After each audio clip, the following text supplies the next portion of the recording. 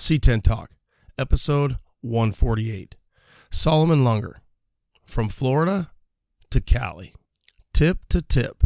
A lot of us Ford guys say, in a sea of C10s, it's really nice to see the F100s. Damn, son. Welcome to C10 Talk, your C10 truck podcast. Here's your host, Ronnie Wetch.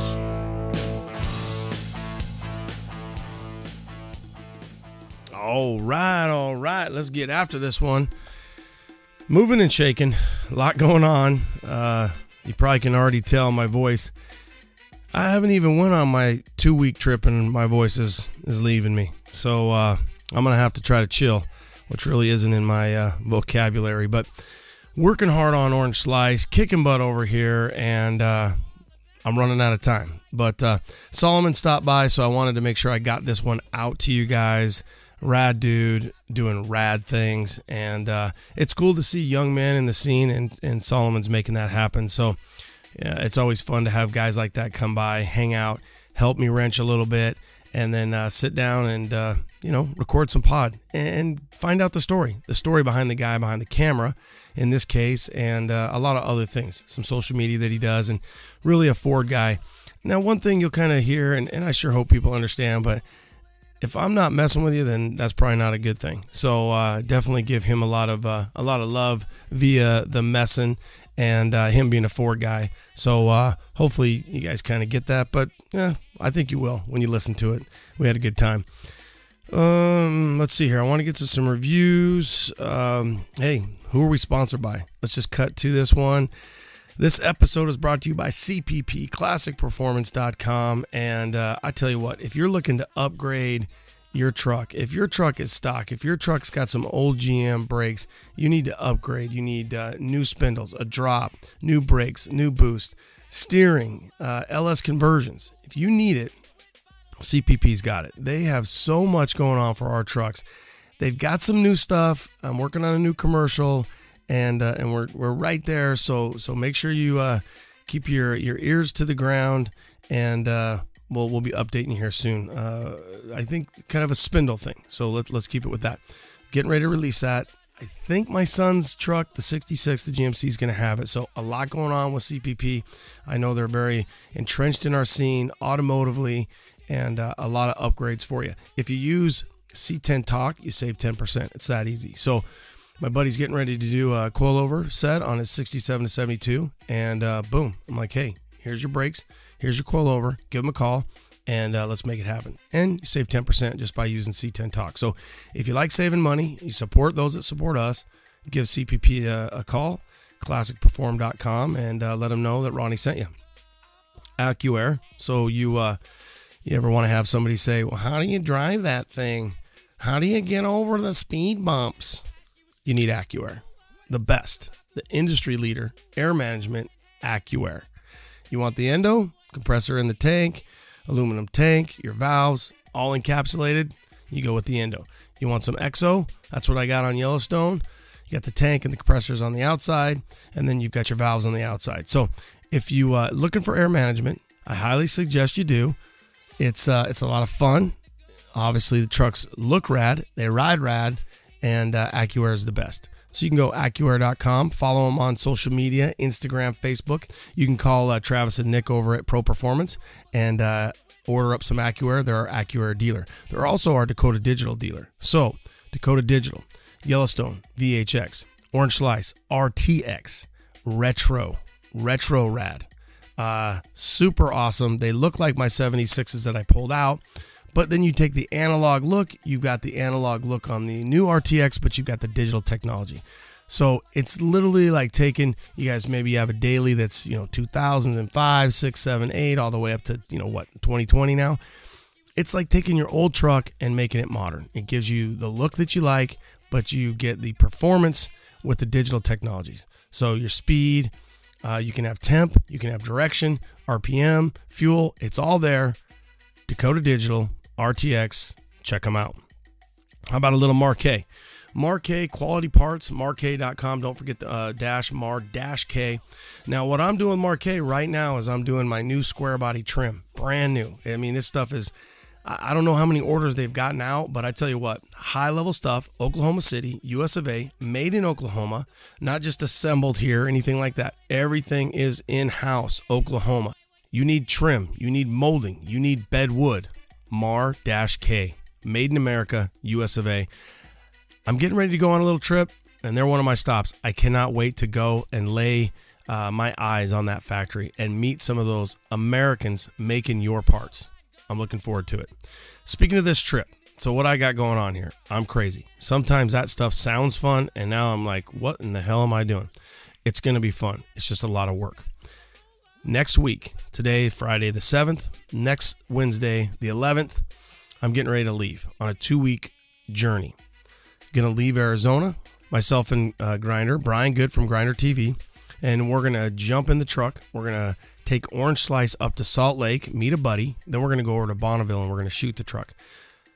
The thing is, when we bought the truck 2 years ago, myself, Kevin Stickle, Digital C10, and Kyle Oxberger from Metal Ox, we drove the truck home. We wanted to stop by Bonneville. We didn't make it happen. It's going to work out. Now we've got a short bed hot rod, big block.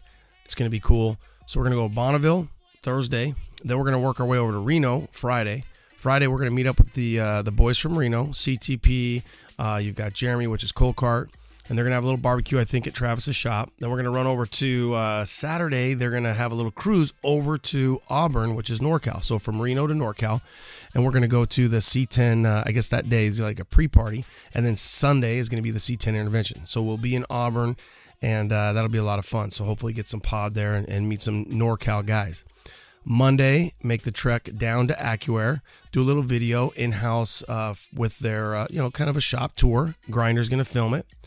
And then Tuesday, I don't know that I'm gonna go by CPP, but I think they're going to be out. So I don't think I'll be doing the shop tour. We'll see if I can put a little video together. Then I'm going to run over to Brothers. We're going to do a little shop tour there, pick up some parts. I got to pick up parts at CPP, and I got to pick up parts at Brothers. And then make the trek home on Tuesday night. And then Wednesday, kind of a day off. So kind of full circle, Wednesday to Wednesday. Wednesday, maybe shower, shave, and hang out with the fam. Check the oil on the big rig. And then Thursday, we leave back out to C10s in the trailer park. The goal is to leave Thursday real early, get all the way to San Antonio so I can go by Vintage Air and say hi to those boys and do another shop tour. And then that would be Friday morning probably. Friday evening, get over to Waxahachie, and then Saturday we'll be at C10s in the park. Can't wait to see you guys. It's going to be a fun show. It's always a fun time. And then after the show, we'll be going to the party at the Square, and Jason Cassidy will be playing. And then Sunday, get up and head over to Oklahoma from Dallas. And then from there, we're going to go to Oklahoma Sunday. Monday, get up, go do a little shop tour at Marquet and meet some of those fine folks over there, see what they got going on. Another shop video. And then probably Monday night, start heading back home. So I think Monday night, I'll probably stay somewhere and then get home Tuesday. So almost a 2-week trip. And we're going to parade around Orange Slice. That's the goal. We're going to go and see some sponsors and some people and some friends. Now that Monday that we will be at Marquet in Oklahoma, that was my 5-year anniversary. That will be. 5 years ago, I started the pod on September 23rd, and it's crazy. That's my little intro show. And that's kind of what I was thinking. 5 years. I'm going to have probably about episode 150 out right around there. So 148 today is Solomon. 149 is going to be coverage from the intervention. And then 150 from C10's in the park. And a little 5-year episode. I'm thinking about having some of the guys come up here into the studio and just roast away on me. It'd be fun. I don't care. I could take it. Maybe not Solomon, though. He might unload on me. He might come after me hard. But that's what we're doing, man. It's going to be fun. It's going to be a journey, but I wanted to get this one out to you guys so you had something in the next week or two to listen to. I want to thank Johnny G, Kyle Metalox, Goose, Travis from Pro Performance, Grinder was over here, Caesar from Matador Customs, my son, obviously, Payson, Sammy Castronova helped do some motor cleanup. That guy's a stud when it comes to that. Definitely less is more. He's got a great eye for that stuff.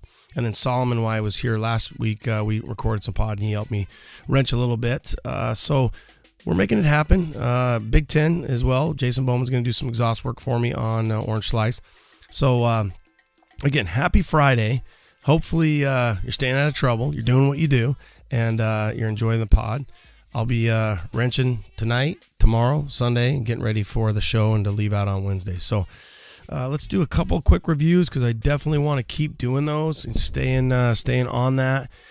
So let me pull those up right now. A few shows. I think you've got the September 8th. You've got the one up in Idaho. Let me find that mail. I can just kind of hit that real quick. You've got C10s at the Island, and that's in Idaho on the September 8th. So what is he saying here? Let me look. Eagle Island State Park from 9 to 12. So if you're listening and you want to go up to that show, hit those guys up. Eagle Island State Park from 9 to 12. And then obviously on the 15th we'll be at the Intervention. On the 21st we'll be at Waxahachie, Texas at C10's in the park. Don't forget about this one over there in North Carolina. You've got, let me scroll down. It's always easier if I kind of look at their stuff. You've got the C10 Revival. That's going to be the 26th from 9 to 3. And where did he say this is going to be? The C10 Revival. Hit up Lou Perez, which is like QCO. And I thought they sent me a little rendering, but I don't see it there. So we've got some time, though, on that one. But October 26th in North Carolina, 9 to 3. I think the South Carolina guys are doing it as well. Unfortunately, I think he sent me, let me look. I think he sent me a bunch of stuff on Instagram, and you got to send it to me. You got to email it to me. So let me look here. Kind of have all this going. Well, I got all this going. I'm scrolling down. I want to let you guys know about some stuff we got in. Obviously, because we're kind of getting ready for the shows. We got a ton of new gear. If you want the gear and you listen Friday, Saturday, Sunday, Monday, order your stuff up so you get your size and everything, especially if you're not going to be at one of those two shows, because we've got sweatshirts in now. We've got some long sleeve shirts. We've got a ton of new styles, hats. We've got new C10 Nation patch hats, OBS Talk hats, new OBS truck shirts, Obsessed keychains. They're all in full stock because we're getting ready to go out to these two shows in NorCal and Texas. So we wanted to have a lot of gear for the C10 Nation, but you're also entitled and can order online, because what'll happen is we could sell out of something at the show. So if you want it and you see something that's new, check it out, c10nation.com. Order it before Monday night or Tuesday, and then we'll set it aside for you and get it shipped out. Otherwise, not going to happen, depending. I don't see the email. I know there's some North Carolina stuff. They've had it for like 6 or 7 years. I'm sorry, South Carolina.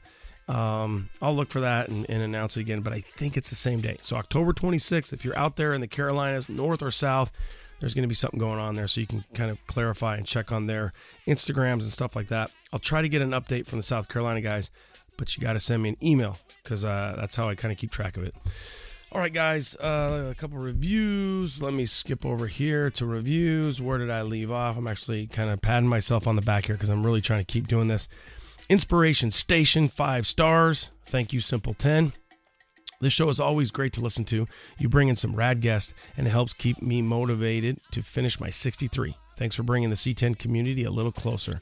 That's from Simple 10 and Inspiration Station, 5 stars. Thanks, brother. 5 star, perfect. Thank you.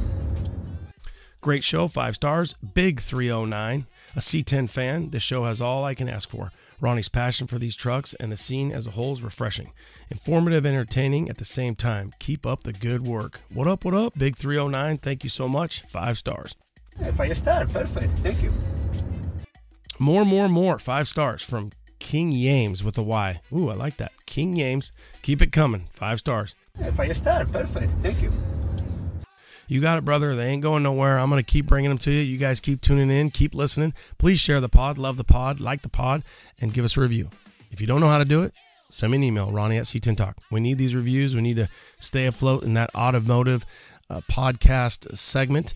They switched it over to like a leisure format, but bottom line is we're always representing. We're always in that top 20, top 25 for automotive, and that's where we want to be. Obviously, the higher you can go, the better, but the bottom line is we love you guys, and we want to hear back from you, so keep us in the loop.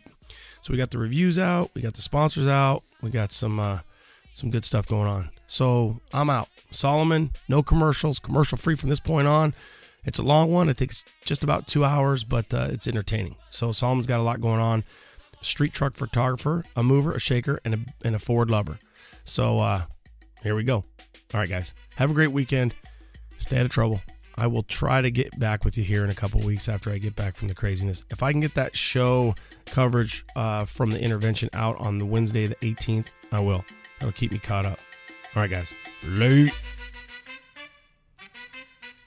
All right. What up, Ford Nation? What the hell? Oh, boy. In studio, special guest, Solomon Lunger. What up? What up, brother? Where should we start, dude? Where do you want to start? I don't know. This is your place. You know, It is my place. I'm just rolling through. Yeah, so you're rolling through, and you're on your way from Florida all the way to Cali. Yep. I'm trying to think. I know I met you at the Get Down, but for some reason I felt like that wasn't the first time I met you. Where did we meet first time? Roll Purple booth, SEMA. Okay, yeah, at SEMA. And the reason why probably was at that point, and I think we had actually made contact before, but the River City guys had their Suburban, their Ford Bourbon or B100. Their B100, and that's your thing. So yeah, you were with SO2. Yep, yeah, we were over there and hanging out. I was gawking all over that thing. And what a great place, because SSO2 was there in RP, and then you guys were right across the way, and Energy Suspension. Yeah. So you and I talked, and you were on the show. We had you from the Get Down, and that was your first Get Down. Yep. Blew my mind. But what the thing is that for the audience, I'm gonna rib Solomon a lot. He's a Ford guy. He's a big-time Ford guy. He actually has a really rad-ass 61 unibody that he has been lungering behind him all the way from Florida. And it's in essentially my driveway right now. But we're going to talk a little bit about Ford talk. We're going to talk a little bit about Solomon, street trucks, life, probably some Provost, and really just have a good time.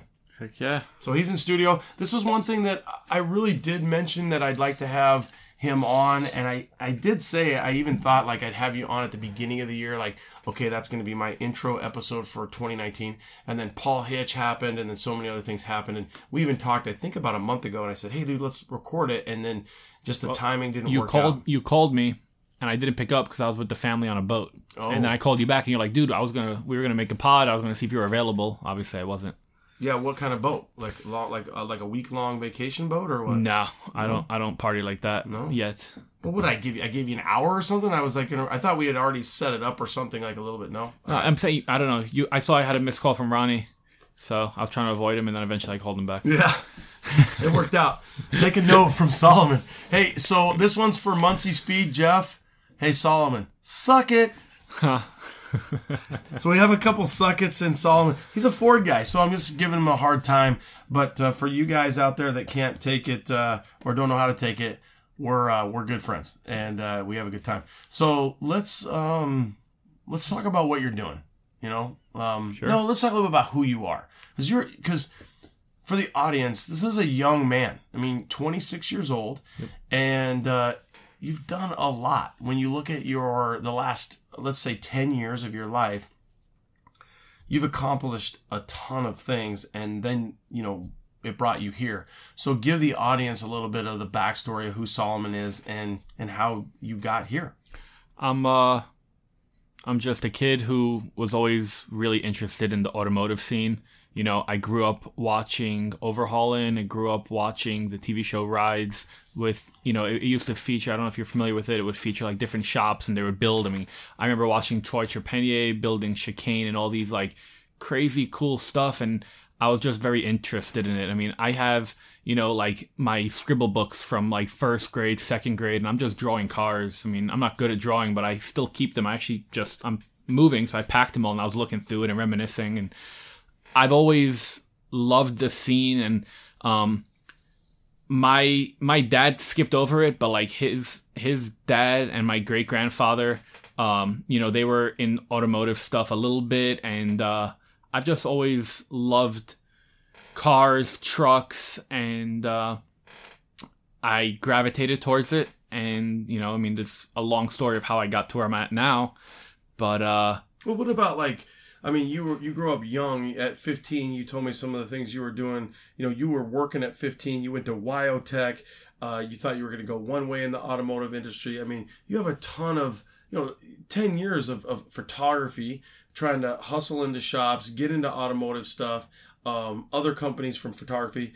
Do you have any personal, like, a master's degree in photography, or is it all just Jimmy Hustle? Photography is everything self-learned, and the things that I did learn professionally, like what I went to Wyotech for to learn how to do, I don't do for a living. I do it for fun. I mean, I've got, all my equipment, tools and all of that I do my own personal stuff. I mean, as a tech editor, I do a lot of installs and stuff like that, but I haven't yet done that as a full-time thing.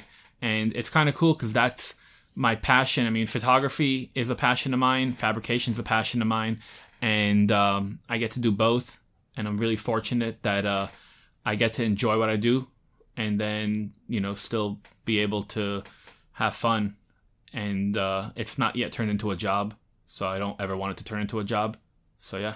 Yeah, and I think that we see that because, not only are you a young man, but you're so passionate about it, and you're a very positive, smiling. You're like, pinch me. I'm a kid in the candy store. I'm hanging out with, I'm at LST. I'm hanging out with Sean and the guys, and then you got Joey G and all these guys, and then you get to go shoot their vehicles. Would you say that going to Wyotech, your studies there were chassis fabrication? Is that what it? I did hot rod and sheet metal fab, chassis fab and motorsports fab, and then collision and refinishing. Would you say that has helped you as a photographer to see different angles and understand kind of what's going on under the skin? Definitely. I notice a lot more details. I don't write the stories, but I do fill out a lot of the tech sheets, and a lot of photographers ask the owners, different things about the car to know what to take pictures of. And a lot of the times, I'll ask, but I also will notice things that I know are really cool that sometimes the owner might not notice because the guy that, if they didn't build it, if they commissioned it, sure, they might not notice something that's really bitchin' that I noticed, and I'll take a picture of it or something like that.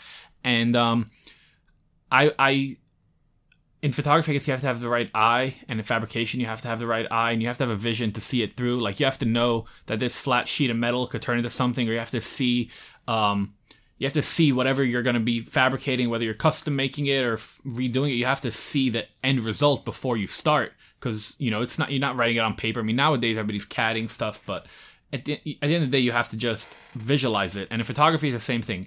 If I'm shooting a car or a truck, I need to visualize the shots that I want, and it works out. It's funny you use the word visualization or visualize a lot, and one of the things that you and I have talked about before is that you'll see a truck or a car, mostly a truck because we're not only truck guys, but it's a truck podcast. You'll see a truck and then you'll envision it, and it's funny to hear you say, because I've never heard you say this. As a young kid, I would sketch, draw, and I couldn't. I'm not a great writer, but you have a really cool visualization.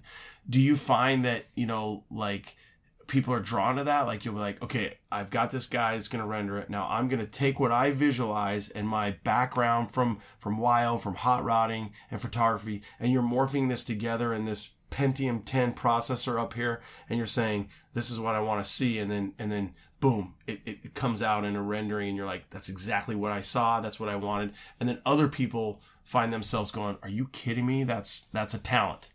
Definitely. I feel like I've always emulated and really, really liked the styles of like Chip Foose, and that was my main guy that I used to like watch everything he did. And I loved the make it look like the factory might have made it as a prototype, but didn't come out with it. And you don't notice what's cool and custom until it's next to a stock truck and that's kind of how I like to do stuff, I mean, I haven't per se done a lot of custom, but I have commissioned a lot of renderings on stuff that I want to make happen. And, I own too many trucks, and that's why none of my trucks are like finished, but I get renderings done for every single one right when I get the truck.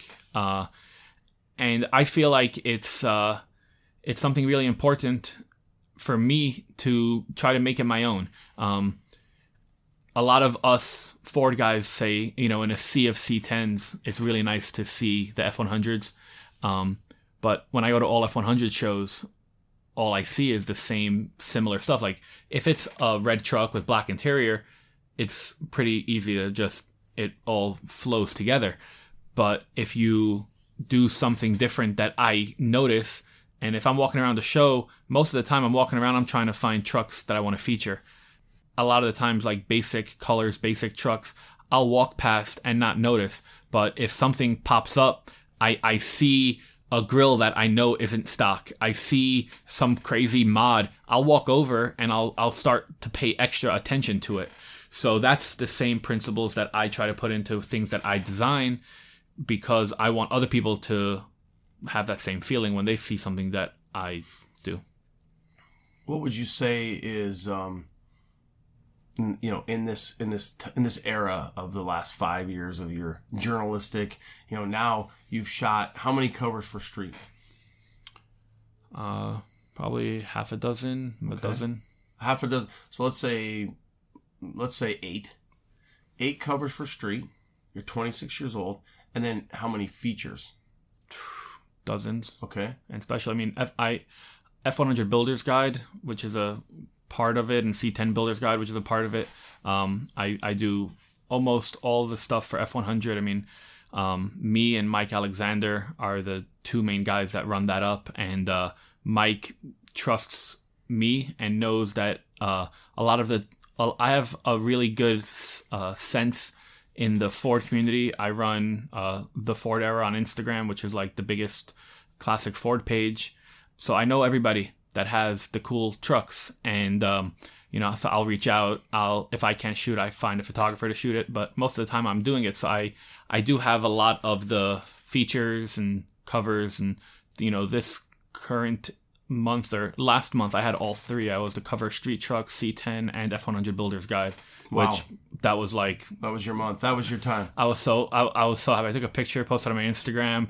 At 26, by the way. Yeah, I'm like so humbled with it, and it's like amazing how 2 years ago I stopped trying to be a photographer because I was focusing on being an adult. And how's that working out for you?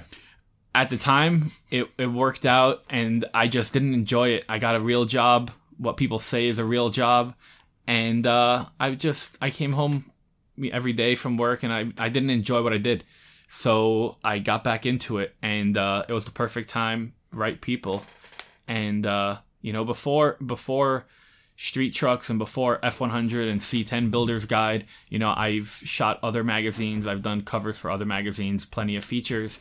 But it wasn't something I was super passionate in as far as like the type of vehicles that I was shooting, the covers, the stuff were really cool. And I remember every single feature, and I was always really happy with them. And, growing up, I've bought every magazine. As a kid, I had subscriptions to every automotive magazine, and I still have almost all of them. So it was amazing from when I got my first feature to when I got my first cover. But when it was the truck stuff, and Street Trucks has always been my favorite magazine, and I'm not just saying that because I'm biased, like it really has been. I know most people that I talk to tend to gravitate towards it as well. It was just a different level of accomplishment for me to get into that magazine, and everybody in there is awesome. So it was just like really, really cool to be a part of it. And now I am, and I couldn't even be happier. Yeah, it's cool. My question was kind of where I was going with that, going back to that point, is when you look at like the last 5 years and you look at being on all 3 covers, which is unprecedented, and that's just amazing.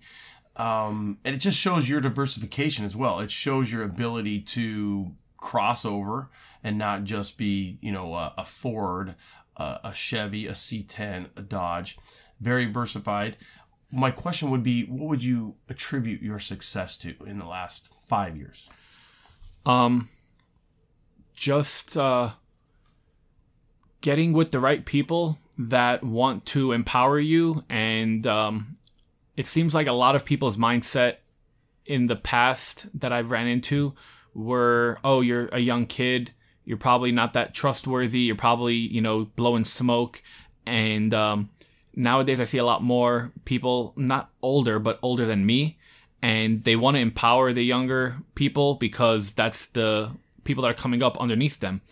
And that's really where it's been. And, Mike Alexander's been a mentor to me, and he's really helped me to get in with all of this. And, he's the editor for F100 Builders Guide, and that's how I started with the magazine. And then he introduced me to Chris Hamilton, and we just, hit it off. We're both from Florida, so, I was able to do stuff. And, the first time I met him was at SEMA last year. Chris? And yeah. Okay. And we spoke before, but we never met in person. He actually featured Old Red, which is the truck that's outside. He put it in as one of the homegrown rides that he does every issue.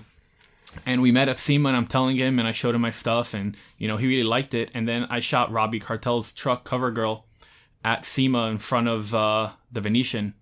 And that was the first shoot that I did for Street Trucks, and it was a cover. It turned out awesome. I mean, Robbie is awesome. The truck is gorgeous, and it was dope. Like, we shut down the Venetian at 4 a.m. and did a photo shoot, guerrilla style, literally just showed up, mobbed. Like, we didn't even pay the valet guys, and they blocked off cars. It was awesome. And everything's just been smooth sailing from there. I mean, everybody that I meet is great. And everything leads you to a point. So I feel like it's not one thing that I could say got me here, but I definitely say just trying to do right by people and not have high expectations on what they're going to do for me in return. For me just to do my part and to be involved in the scene, I'm happy. I'm happy being a fly on the wall. And, anything more than that, I'm ecstatic.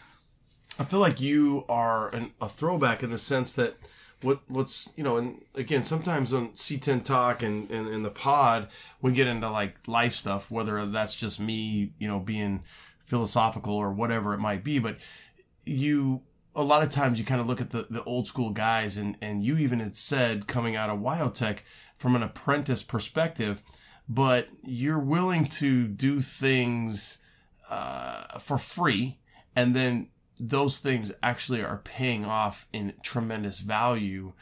Whereas sometimes people don't realize that that's what you have to do. At least that's what I see at times, especially out of young people. So you being a young man, you come into a shop, whatever, you're like, I'll do whatever I have to do. If I have to help Ford 100 or the F100 Builders Guide, hey, Mike, what can I do to help?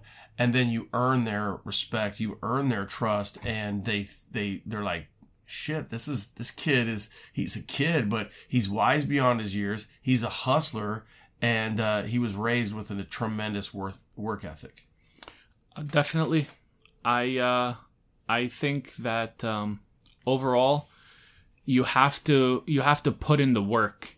And I started out in doing graphic design. I'm gonna go back a little bit in time and you want to back it up? Yeah, just so I could kind of say how I got backup. Perfect. Yeah, you gotta do a little beep, beep, beep. Well, not so fast. All right, that's our sound effects today, brought to you by Solomon Lunger and Ronnie Wench. Yeah. So how I got into this was just I used to go to car shows all the time back home. Every time there was a car show, I'd just go. I'd go with my brother, go with my friends, and we just go check out cars because that's what you do. And we had our little car club, and I had, cars at the time. I was very into like older muscle cars. I had a Camaro Z28. My buddies had El Caminos or other Camaros, and we would just go. Our cars were crappy, but we thought it were cool as hell. We're 16, 15. And I was at a show, and I saw like this car club roll up like 40, 50 deep, and their cars were dope. So I looked at them, and when I got home, I checked out. I mean, all the cars said the name of the club, so I checked them out.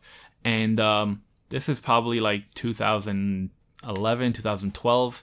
So, you know, there wasn't a big Facebook, there wasn't big Instagram, but websites were the biggest thing to do. And what I did was graphics and web design. And their website was really like slacking, in my opinion. So the next car show that I went to, they happened to be there too. And I was like, hey, who's the president? And they introduced me to the president of the car club. And I'm like, hey, man, I love what you guys do. You have really cool cars. Your website kind of stinks. Let me make you one that's better. And he's like, you know, we worked out a price and everything. And I built the website. And I'm like, dude, I need photos. Can you send me some photos? He's like, I don't really have any. Can you take some? And I'm like, I don't have a camera. So he meets up with me. We go to Best Buy. He buys me a camera. And he's like, just follow us around when we go to car shows. And he hooks me up with all the guys. And I take pictures for them, put it onto the magazine. And that's how I started in photography. And then it's a national car club. They got chapters in just about every state. Me and my brother did a road trip one summer from June to September. And we stopped into every single chapter of the car club and did a photo shoot with every single vehicle in the car club. So it was like 300 photo shoots. Every single one I did completely for free. We did our road trip. I was planning to do it anyway. And it was cool because, you know, we stopped into all these guys and, you know, they'd hook us up with lunch. They'd hook us up with somewhere to stay. Everybody tried to pay me to give me tips and whatever. And I tried not to accept it. Some guys gave it to my brother and he didn't not accept it. So it was great. And then at the time, there was a magazine called Rides Magazine. And they saw the pictures and they're like, hey, man, could we use some to post online? And I'm like, yeah, for sure. Like, I was young. I was excited that this magazine's like, could we use your photos? So I gave it to them. And I just kept doing it. So I would say for probably about 4 years, I was just shooting cars and trucks for fun. Just literally for fun. Like, I'd go to car shows, I'd see a dope car, be like, hey, can I do a photo shoot for you? It's free. And I did that. And I never thought I'd become a photographer. I just did it because it was fun. I was young. I didn't have a lot of expenses. I lived at home. I had the opportunity to just not need to make money. And it was enjoyable, you know, while my friends were doing things that could get them in trouble, I was out doing photo shoots, which now I'm really thankful for it, and it works out in the long run. So fast forward a little bit, I went to Wyotech. I skipped a part. I ended up joining this car club, becoming the president of the Miami chapter. That car club? Yeah. Wow. What car club is it? Swift Car Club. Swift? Yeah. All right. They're like a big rim car club, super custom. Like Donk? Dub style, okay. Like dub show. Like they use like the club kind of isn't around as big as it used to be. I'm not part of it for a few years already, but at one point they were the largest club, and I became the East Coast president, and I went to Wyotech. So when I was there, I found out about a new wheel company. And one of the things when you get in a car club, you want to try to help out your members with getting them deals on different parts. One of the things that we and everybody wants is badass billet wheels. So I saw this new company that came out with some really nice designs, and they were based in Miami. So when I went home for spring break, I called the owner of the company, had a meeting with him, told him how many vehicles we have, and if he wants to work us out a deal for some wheels, we'll order a lot of them. We will order a lot of wheels. Or wheel.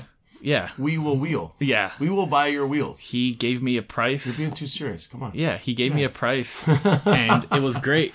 It was affordable, and I think in 2 months I sold like 65 sets of wheels to our members. The guy couldn't believe that. And I went back to school. All the orders went in. Everybody got their wheels. Everybody was super happy. And I did, free photo shoots for him with all my members on his wheels, and I gave him the photos. And he was so impressed that while I was in school, he offered me a job to come be his marketing director because it was a new company and he needed someone. And he hired me. And because of him, he got me training into becoming a better photographer, and I learned a little bit more stuff with that. And this is after Wyotech? This is right after. I graduated Wyotech September 1st in 2013. I started working from September 3rd, literally right out of school. Like, he's like, I want you to come. This is, I mean, just to kind of put this in perspective for the audience, this is 5 years ago? 4 years, 6 years ago. Yeah. 6 years ago, you just graduated WyoTech, and you just started this. I was going to continue school. I was going to stay in WyoTech because every program is it's an add-on. But he was so vigorously trying to hire me that I left. I finished my core program and my first specialty program, and then I didn't do any others because he wanted to hire me so bad. And I'm like, okay. So how long had you been? Like 2 years at WyoTech? You got 9 months. 9 months, okay. Yeah. So it's like 9 months. And it's a 6-month core program, 3-month specialty, and then every other specialty you want to take is 3 more months. All right. So I did my core and I did my first specialty. So I graduated, got my diplomas and all the certifications, and then went to work for him. I was really young. Being young means I also did a lot of things that, looking back at it now, I understand why the next part of what I'm going to say happened. But it was right when the C7 Corvette came out. This is September. End of October is always SEMA. And I was like, dude, we need to buy the C7, wide body it, put it on our wheels, and put it in our booth for SEMA. He didn't have an allocation. When you want to buy the newest Corvette right when it comes out before SEMA, it's going to be really hard, and you're going to pay over sticker. So we paid over sticker. I hooked him up with a guy for the wide body. At the end of the day, the wide body guy got paid off by our competitor to not do that. The car didn't make it to SEMA. It was my fault. I convinced him to do it, and he lost a bunch of money. Then a couple other dumb moves on my part from other things, and we ended up not working together. We just mutually thought it might not work out in the future. His competitor decided that they really wanted to hire me. And I spoke to him. He was cool with it because I was just going to be a freelance photographer for them, and I did that. And I was a photographer for them for like 2 years, and they flew me all over. I shot thousands of cars and trucks for them. And who was this? Forgiato Wheels. Okay. And it was a great relationship, and I'm really good friends with Gary, their marketing director, till today. I don't really shoot a lot of the big rim stuff much anymore, just because in a not cocky way, I like to be selective now with what I shoot, because I do a lot of editing and it takes me time. So I want to shoot stuff that I enjoy shooting. I don't just shoot everything anymore. I used to. Yeah, but you've earned it. You've been on, you know. And I don't really chase the money aspect of it. So even if, you know, they're asking me to do the shoots, if I'm not feeling it, I don't really like to do it. So I kind of didn't do that for after a couple of years. But working for Forgiato, being their head photographer, I learned a lot. And I met other photographers, and I started to just hone in on the craft, and I started taking it serious because I was getting paid at this time to be a photographer. And, you know, the better I did being a photographer, the better it felt. So I was always trying to learn more. And I was self-taught, so, you know, just YouTubing it and taking my camera and playing with it. And I saved up. I bought a Canon 5D Mark III, which was like my dream camera at the time. I still have it till today. I use it for all my shoots. And so what would you say, Florida, cars, Swift, wheel companies, what would you say in perspective of today and trucks? Because you went from Florida, which I think has a pretty significant style difference from the West Coast. Oh, yeah. You know, break that down. Break down East Coast, West Coast, cars, trucks. Okay. So Florida and Texas are very similar. And Texas and California, you could very easily tell the style differences. You know, Texas, everything is big rims, big lips. Big hoops. Beautiful. Yeah. I love it. Man, Houston, baby. Yes. They love it. California, they're not as much into, and Arizona, not as much into big lips, but it's laid out. Everything's bagged. Everything is badass. Big billets. And Florida, it's a lot of donks. Do you like donks? I do. Yeah. They're I cool. mean, you were kind of a donk guy, right? Yeah. With Swift? Swift is mostly a donk type car club, especially Miami. And I was really into them, and I still am. I have a lot of friends that have them, and they're really cool. it's very similar. The donk community is very similar to the C10 and F100 community. No. C10, you don't put those together. C10? Yeah, the C10. And then they're over there is the F100. Yeah. We'll get into that. Yeah. So you're being too serious, the man. donk guys are really, really... Keep talking. I gotta go get a beer. For sure. I'm gonna get you a beer. All right. You gotta simmer down. The C10 guys and the donk guys, I think, are very similar in the fact that they are a community and they look out for each other and everybody wants to build something really, really cool. I see that the C10 guys will tell you their secrets. The donk guys really don't. But it's nonetheless, like, I think it's very similar and I could see the similarities. So you were asking me how I compare Florida or East Coast to West Coast. East Coast is... There you go. East Coast is very... I think big rims, not as big a lips, but big rims. Like, where in Miami-Dade, which is where I'm from, like, you can't run smaller than 26s on a donk. Like, anybody who has anything smaller than 26s, they can't come to any of our car shows. Like, I don't even know anything about donks. How do you lift a Caprice? How do you... What is the suspension... what are we doing to that car to get that thing to put a 26 or fit a 26, a 28? What do you got to do? So when it comes to donks, there's different ones. A donk is technically a 71 to 76 Impala, Caprice, or Bel Air. People consider anything on... Why is it called a donk then? I just thought it was... I thought any old school car up high was a donk. I swear to God. So there's a lot of rumors of why people say the word donk is a donk. Trick Daddy is a big rapper from Miami, and he is known as the Donk Don Dada, the king of donks. He's the, he, in a lot of his songs you can hear him say, riding in my 7 Tray Chevrolet, and he was one of the first guys to really do it. And the donks, here's the two main things of why people think they're called donks. The Impala logo, an Impala looks like a donkey. Some people say. Not really. I don't know.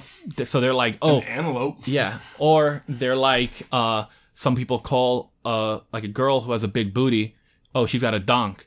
And these cars were big. An Impala, 71 Impala, is a big car. And you'd have big beat in the trunk. Yeah. So you'd be like, look at that. That thing is a donk. So those are the two main ones. Nobody knows why they're really called that. But 71 to 76, anybody who's like a real donk guy is going to say anything besides those isn't a donk.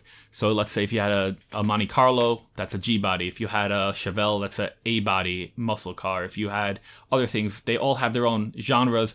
They all fall under urban cars, but there's no overall term. People that don't know just call them all donks. And so if it's a Chevelle okay. and it's an A body, could it be called a donk A? I guess so. Okay, we're getting him to loosen up a little bit. He's so worried. So for the audience, I will say that I've talked to Solomon, a dozen times, and he's so worried that I'm going to pounce on him with the Ford stuff. That I'm not worried. I know it's going to happen. No, we're going to talk Ford stuff. Yeah. Well, but we're not going to So let me skip forward. I was going to try to go over this quick. WWF this. We're not going to go into the arena. We're having a good talk. You don't have to stress so much. Just because Muncie thinks I give you a hard time all the time. Come on, suck it, Solomon. Yes. All right. So a donk A. So you asked me what do you got to do to put 26s? How the hell do you do that? I don't know. You don't got to do anything. When you want a 25 series tire on a 26-inch wheel, it'll rub a little bit if you do full lock-to-lock turns, but you're good. 71 Impala has massive wheel well openings, and as long as you get the right offset wheels, they don't poke out. So in the back, it's no problem. Most donk guys want to squat the back and have the front just sit stock height. And that's all static, right? Static, usually. Okay. Some guys will bag just the rears. So what kind of, are you going 10? Are you going 9? What? Because it doesn't, the width, obviously, the height is one thing. So from factory, this is from when I was doing a lot of wheel stuff, factory wheels that'll work on a factory donk without, shortening the rear end, doing a C-notch, any type of tub work. 26 by 10 would bolt on, with like a 5-inch lip and about a 5-inch backspace. For the front, like a 2-inch lip, and it'll be like a 26 by 9 in the front, like a 2-inch or 3-inch lip. And you usually will rub the firewall if you do a full lock. What most people do is they just smack it with a hammer. Wherever it hits, you beat the firewall in a little bit and it doesn't rub. If you want to be really well, you cut it out and... so no inner fenders, right? No, up front? Yeah, you run inner fenders. Really? Yeah. And that's not rubbing? No, there's a lot of space. Wow. Like, a lot of space under these cars. I mean, they're huge. They're boats. And I don't know... In reality, it doesn't make sense why they became as popular as they are because they were just big boats. Chevelles, Monte Carlos, those make sense. They're really collectible. They're badass. I know as a kid, I never had a poster of a 73 Caprice on the wall. I definitely had a 69 Camaro poster. Yeah. I definitely had a 61 F100 poster. I didn't have any C10 posters, but what about whatever. a Ford LTD? You're a Ford guy. I love it. That would be so cool. I just tried buying one. Yeah, that I would just be tried cool. buying a wagon that had the two jump seats all the way in the back that fold in. And then donk it? No. What is it? Is it a Fonk if it's a Ford?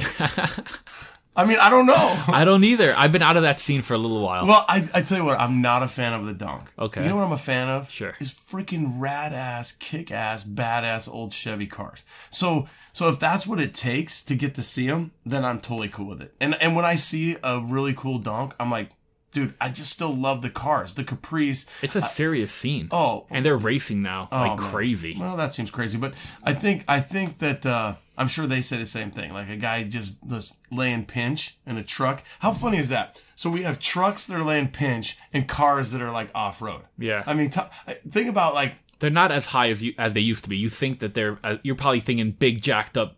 I'm just saying the trucks that were for sure high. They're looking at it like you're crazy, and you're looking like they're crazy. And now they're laying pinch, and we're driving them like on a 1 on an AccuAir setting, and as low as you could go. Yeah, and then the cars are literally as high as the trucks, and the cars as low, vice versa. So I could see a Ford, being some old LTDs or like a Fairlane or something like that. For sure. Would probably be pretty cool. It's really cool to me because obviously I'm a Chevy guy.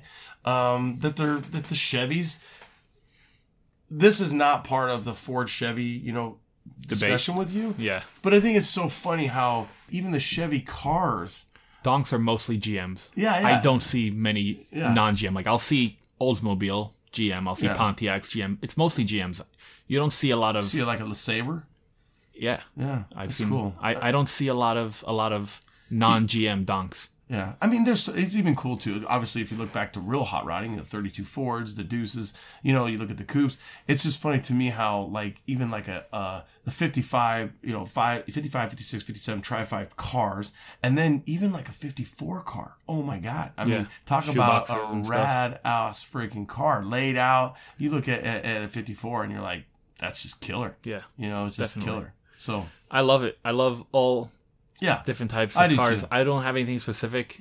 I mean, I've always liked the outsider type of car. Like, I was always a Pontiac over Chevy guy because I just thought the Firebird was cooler than the Camaro because everybody had Camaros and you don't see as many Firebirds at a car show. So, like, I always liked a little bit of a different one. Everybody likes C10s. I like F100s. Yeah. It is what it is. How did you get into Fords? Was it the anti-C10, C10, No, I didn't know about any of that stuff. Just drew those lines? It was, being a photographer, I would always be going around to shops. Just seeing what they're working on, what they're building.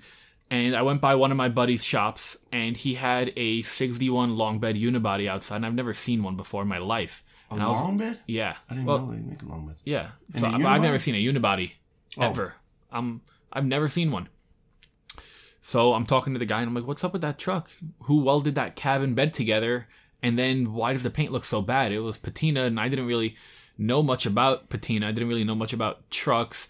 At the time, I had a 69 Pontiac GTO. I've had Camaros in the past, but I never had a truck.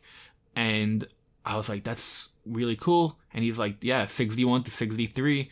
They were, they called them unibodies, and they're cool. My dad's neighbor had this from Indiana. I thought it was cool. I bought it from him and I brought it down here. I was going to make it a shop truck, but I'm not sure what I'm going to do with it. And he's like, you want to buy it? And I'm like, does it work? Does it drive? And he's like, heck yeah. I get in it, and I thought it was an automatic because there was a shifter on the column. And I'm like trying to put it into gear, and he's laughing at me. There's 3 pedals. I don't know what I'm doing. And he's like, dude, it's a 3 on the tree. It's a manual. I'm like, what? And I've driven manuals. I didn't know about a 3 on the tree. Yeah. So he taught me how to drive it, and we came to a term. I bought it, and I drove it home. It was like 50 miles from my house. I drove it home. My brother was with me, so he drove my regular car. Cool. And that's how I got into it. And but you were just kind of the law of attraction. You really were attracted to unis, and then that evolved into Fords? Yeah, unibodies were my first love, and I've got right now 4 of them. I love them. It might not be particularly rare, but I think they're bitchin'. Like, they're custom from the factory, in the sense like a Cameo is like, it kind of looks like a custom from the factory. Like, Cameos didn't make sense because trucks were farm trucks. Why would it have fiberglass fenders? Same thing with the unibody. Like, trucks were farm trucks. Why is the cab and bed welded together? And Ford, whether you like them, don't like them, the design was pretty flawed. And that's why it was only for 3 years. And even in 61, you could only buy a unibody. But in 62, they already had cab, no bed, but you could get just a regular cab with like a flatbed. And then in 63, you could get cab and bed separate or unibody. What was the reason for the unibody? What was it, cost? Yeah, way cheaper to produce. It sold very well. I did, with the F100 Builders guide, I did a big article on the history of the F100. And Ford was trying to be revolutionary like they were with the Model T. And they were trying to streamline and figure out a way to save money. So if there's only one piece of metal for the back wall versus an inner and an outer, if there's only one seam on the quarter panel versus like 3 or 4, that all saves money. So that's probably why they did it. It doesn't make a great truck for a work truck. I don't think most people these days use trucks from the early 60s as work trucks. So they make bitchin' customs, or just leave them as Old Red is now, like just a really cool old truck. And it's great for that. It's funny. It's almost like the Blazer before the Blazer. Pretty much. Yeah. But the Blazer, they never tried to like put hay in the back of it, and then you got locked in. Yeah, that's true. So, but the Blazers are super dope. Just kind of the Una perspective of it. I just thought it was so cool. So they are. And they have a unique look to them. Definitely. And your truck, Old Red, Yep. out here, 61, 289. We just went through it. 292. Oh, 292. Y block. Oh, okay. So what was in the Mustang? 289. 289s. Oh, yeah. Okay, that's what I was thinking. Mustang was a little bit later. That it's a rad truck. Yeah. Man, it's a rad truck. I love it. And I had the long bed, and I was going to do some cool stuff to it. I started building a frame. I Z'd the original frame. I was going to lay it out, and I started building it. And then I was looking into them, and this is like right when Instagram started to become popular, and I was a big like research guy. So I'm Googling, trying to find stuff on unibodies, and I'm not finding anything. And it kind of made me mad because I wanted to see cool things to do to it, and I wanted to see what other people did so I could kind of learn, like, what do they do to get rid of the front solid I-beam for the front suspension? Like, what do other people do so I don't have to try to reinvent the wheel? And I couldn't really find anything. And I wanted to create an Instagram account so I could get on Instagram. So I made one called Unibody Union. And I just posted my truck. And then, I searched the hashtag Unibody. And I saw some other ones.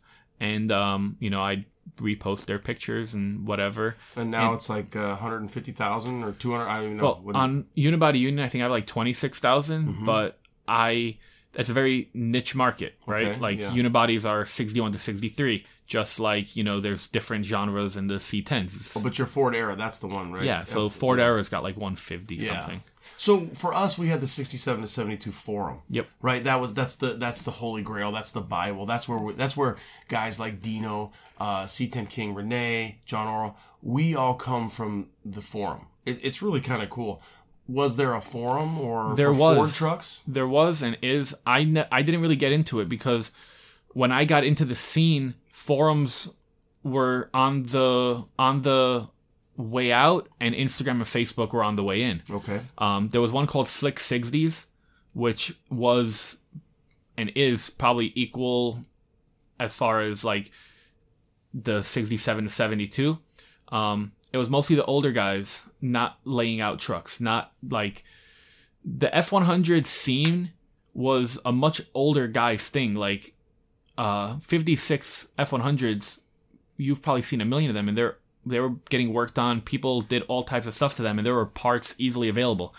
But nobody really worked on any F100s that were after 56. 48 to 56s, fat fenders, that's what people worked on.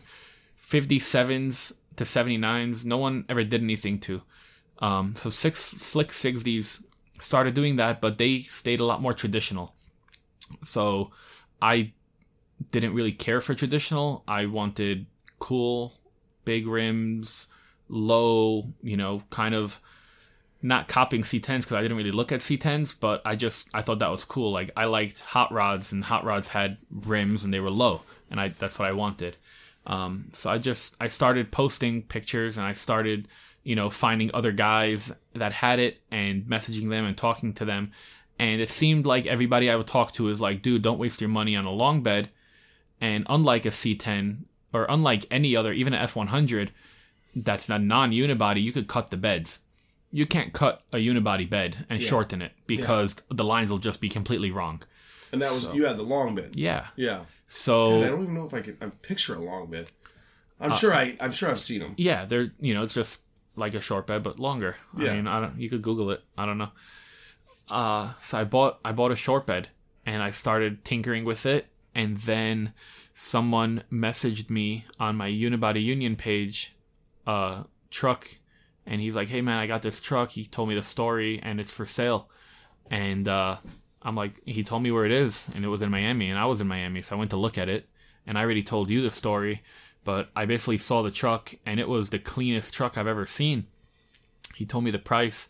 I went home, put my other short bed unibody up for sale, sold it a couple days later, and bought that one, which is old red, and I still have her. That's out in the driveway right now. Yep, it's on the trailer. She's a beaut. So I, instead of sticking with one project, I did what a lot of people do, and they get addicted, and they buy deals. So especially because you're getting deals coming through your Instagram. Yeah, people would hit me up like, "Hey man, I got this big back window short bed unibody for $1,000. You want to buy it?" Duh. So I buy it. Does a bullfrog have a watertight ass? So do you have corresponding Facebook as well, or do you try to stay primarily Instagram? I have groups on Facebook. Okay.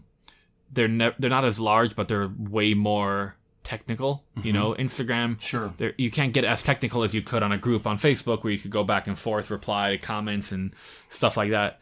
But it definitely is, and there's other guys. Like one of my good buddies, Ford Era is big on Instagram, but I didn't pop it off big on Facebook. Mm-hmm. But there's one of my buddies, Craig. He has a group called Ford F100 World, and it's got like 200,000 followers on his group. And like that's where I post everything, like my questions and all that for stuff. Facebook? Yeah. Okay. And, there's I'd say at least a dozen groups that I'm on for, different Ford groups. And I mean, I'm on some C10 ones. I think. Do you see? Because you're so well traveled, from shows to riding for street, C10 Builders Guide, F100 Builder Guide, Facebook, social media. Do you see many guys that are a little bit of everything? Maybe a little bit of Ford and Chevy, or a little bit of really? Yeah, I mean, we were talking before on one of the last C10 Builders guides. Tony had his badass 64. Tony also has one of the sickest unibodies on a full Porterbuilt. You never seen it? Yeah. Dude, yeah. Sick. There's a picture. He even has I think a Lincoln. Yeah. Yeah, I mean his name is Slam 64 because 64 Lincolns. Yeah. And I mean, that guy's got amazing taste, and you think great about taste. Cool. I do like that part of it, like where you can find rad builds or rad trucks or rad cars within everything. For sure. You had a Mercury. Yeah. Right? I mean, that's you don't see those very often. No, you don't see them ever. Like, I'll see them on Instagram, but I don't see them in real life. Yeah. Is there numbers on that? Any kind of for the audience? That's obviously a Ford, a Mercury version of a truck, right? So do they call it a Mercury truck, or what? M100 instead of F100. The reasons why was in Canada, in Western Canada, there were almost no Ford dealerships when there were cars. This is before trucks became passenger vehicles. So when you went to a dealership, there were cars. There was no Ford dealerships. They were all Mercury dealerships. So in 1948, when Ford came out with the F100, they sent it to the Mercury dealerships, but none of the Canadians wanted to buy it because they never heard of Ford. They knew Mercury. So they took a Ford and they rebadged it with a Mercury. And what year is that? 48. Okay, 48, okay. 48 to 68 is when they made Mercury pickup trucks. Okay. And they're literally the exact same truck. They're made in the Ontario plant in Canada, but it's a Ford with Mercury badging. And they're super rare because they were only sold to Canadians. And as most people know, it snows a lot in Canada, and snow means you're going to salt the roads, and salty roads means you're going to get a lot of rust. So you don't really see too many Mercs. I mean, I have a lot of friends in Canada, and even my Canadian friends are like, dude, Mercs are hard to find. So I got the opportunity to buy one, and I bought it, and I just sold it to a great friend who's going to be building it. And it was really cool. I mean, I also, like, whenever I see any Mercury merch, like, not merch, but like OG parts, I buy them. Emblems, hood emblems, hubcaps, tailgates. I mean, I've got a 26-foot moving truck on your driveway, and I must have 5 or 6 boxes full of Merc parts. And my rule of thumb on it is if I buy every Merc part that ever comes up for sale, one day when I want to sell it all, I can name my price. Yeah. So I buy them all, and I've sold kits to buddies who want to convert their Ford to a Merc, which is what most people would do because importing a Mercury is not as easy as you'd think, but just changing emblems is pretty simple. But it's cool. Like the Mercury that I had, it's a 61 unibody short bed, and after looking up the numbers, it's one of 200 made. Most were long beds. So, you know, if you're a farmer, mostly in Western Canada, it was mostly farm trucks. So they didn't really get a short bed because long beds could haul more. And what the hell would you get a short bed for? Yeah, so, you know, maybe he was a richer farmer and he didn't use it for, I don't know. Any upgrade, like, from a perspective of the interior, you know, like a Mercury package? It was just the same thing. The interior was the exact same. Mm-hmm. It even had the Ford, it didn't say Ford, but the Ford crest was on the horn button. Because that was before they really, like, Ford didn't really put their blue oval on stuff until the late 70s. Before that, like, it wasn't the same. So in the early 60s, they had like a really cool crest, which was the sprocket and lightning bolt. So it had the Ford one, which that wasn't a Mercury type of crest. That was a Ford crest. So the interiors are the exact same. The only emblem that's different is the front hood emblem is a big M, but the side spare emblems are the exact same as the Ford ones, but where it says Ford, it says Mercury. Where it says F100, it says M100. But they literally look the exact same. The tailgates were stamped Mercury instead of stamped Ford. And then the grill, 61 grill, it's literally a Ford grill. But they added on a couple more letters. So I took the grill apart on the 61, and underneath the Mercury are basically little not emblems, but basically emblems, and they're on the grill. But it right underneath it, when you take off where it says Mercury, their Ford is under it. So they didn't make a new grill; they just added to the Ford grill, and then over top. Yeah, literally over top. I mean. And then you're getting 2 for 1 when you buy a Mercury grill. Yeah, exactly. You could just take the letters and then sell it as a Ford grill. But 62 and 63, they didn't put Ford in the grill. They put it on under the hood, but on top of the grill there's like a little panel. So the Fords and the Mercurys both have the letters over there. So is Lincoln do they still do? I know they did like remember the Harley Ford, and then Lincoln had that truck for a while. Do they still do that kind of stuff? The Blackwood, I think. Does Lincoln still do that? Yeah, Lincoln, something like that. I don't know. They had to stop production to pay for a Matthew McConaughey to look sexy and drive the Lincolns. So let's for the audience, because obviously they're going to want to spice things up a little bit. Let's talk a little Ford versus Chevy. Okay. So I think you and I started this debate at the Get Down. I'm gonna let. So we'll treat it like. I mean, I got no notes really. You got no notes. Let's treat it like like a high school debate. Let's talk Ford versus Chevy. Since the get down, I've had this conversation with many people trying to. Why would you do that? You act like you're researching this. You're preparing for this battle royale. Huh. Well, you're worried about it. I wanted to have a little bit of ammunition. Sort of. Okay. So well, bring it. What I've seen you is have a hat on that says "Send it." Yeah, I Provost. definitely do. Should I get my? Let me see. Where's you my got yours somewhere? Where's my Provost hat? Send it. Send it. There it is. So all right, for the audience, because I don't have the YouTube, I got my Send It hat on right now. There you go. And he's got his hat on. And we're getting ready to have a little Ford versus Chevrolet talk. Where would you say you see almost all the C10s? What part of our country? The whole country. America. No. Built like a rock. Chevrolet. Red, white, and blue. It's the whole thing. Ford outsold Chevy. Yeah. When? For most last week? No. And I don't remember the years offhand. What? But how many Ford Y blocks are they putting in old Chevy trucks and hot rods? How many 9-inches are they putting in the back of C10s? A lot of 9 inches. Curries. It's still a lot of curries. Is it still a you Ford win the design? you win the rear end battle? Yeah. But I mean, if you come down to boat anchors or 350s, I mean, I'll give you the rear end all day long. Okay. Yeah. So Ford had one good thing. It was a rear end. So what I've seen is I've seen some nice rear ends in my time. Oh, have you? Speaking of donks, I'm just wondering how well prepared you are for this. So listen, I've seen a lot more. Okay, you gotta ask a question. I asked a question. So how many over your shoots, right, for the last 5 years, you're a completely and totally well published photographer. Would you have more C10 Chevrolet publications shot or Fords? Definitely more Chevys. Why? Because there's obviously diehards. You're a diehard. Dino's a diehard. But there's a lot of swing guys that just build what's cool. There's obviously guys that are real Chevy guys, and there's obviously guys that are real Ford guys, but there's also guys that just build what's popular. I see a lot of guys that build what they personally like, and they don't care if it's a Ford or a Chevy. Chevys are cooler, so at the moment they're building Chevys. So a lot of the shoots... So tell me a time when Fords were cooler.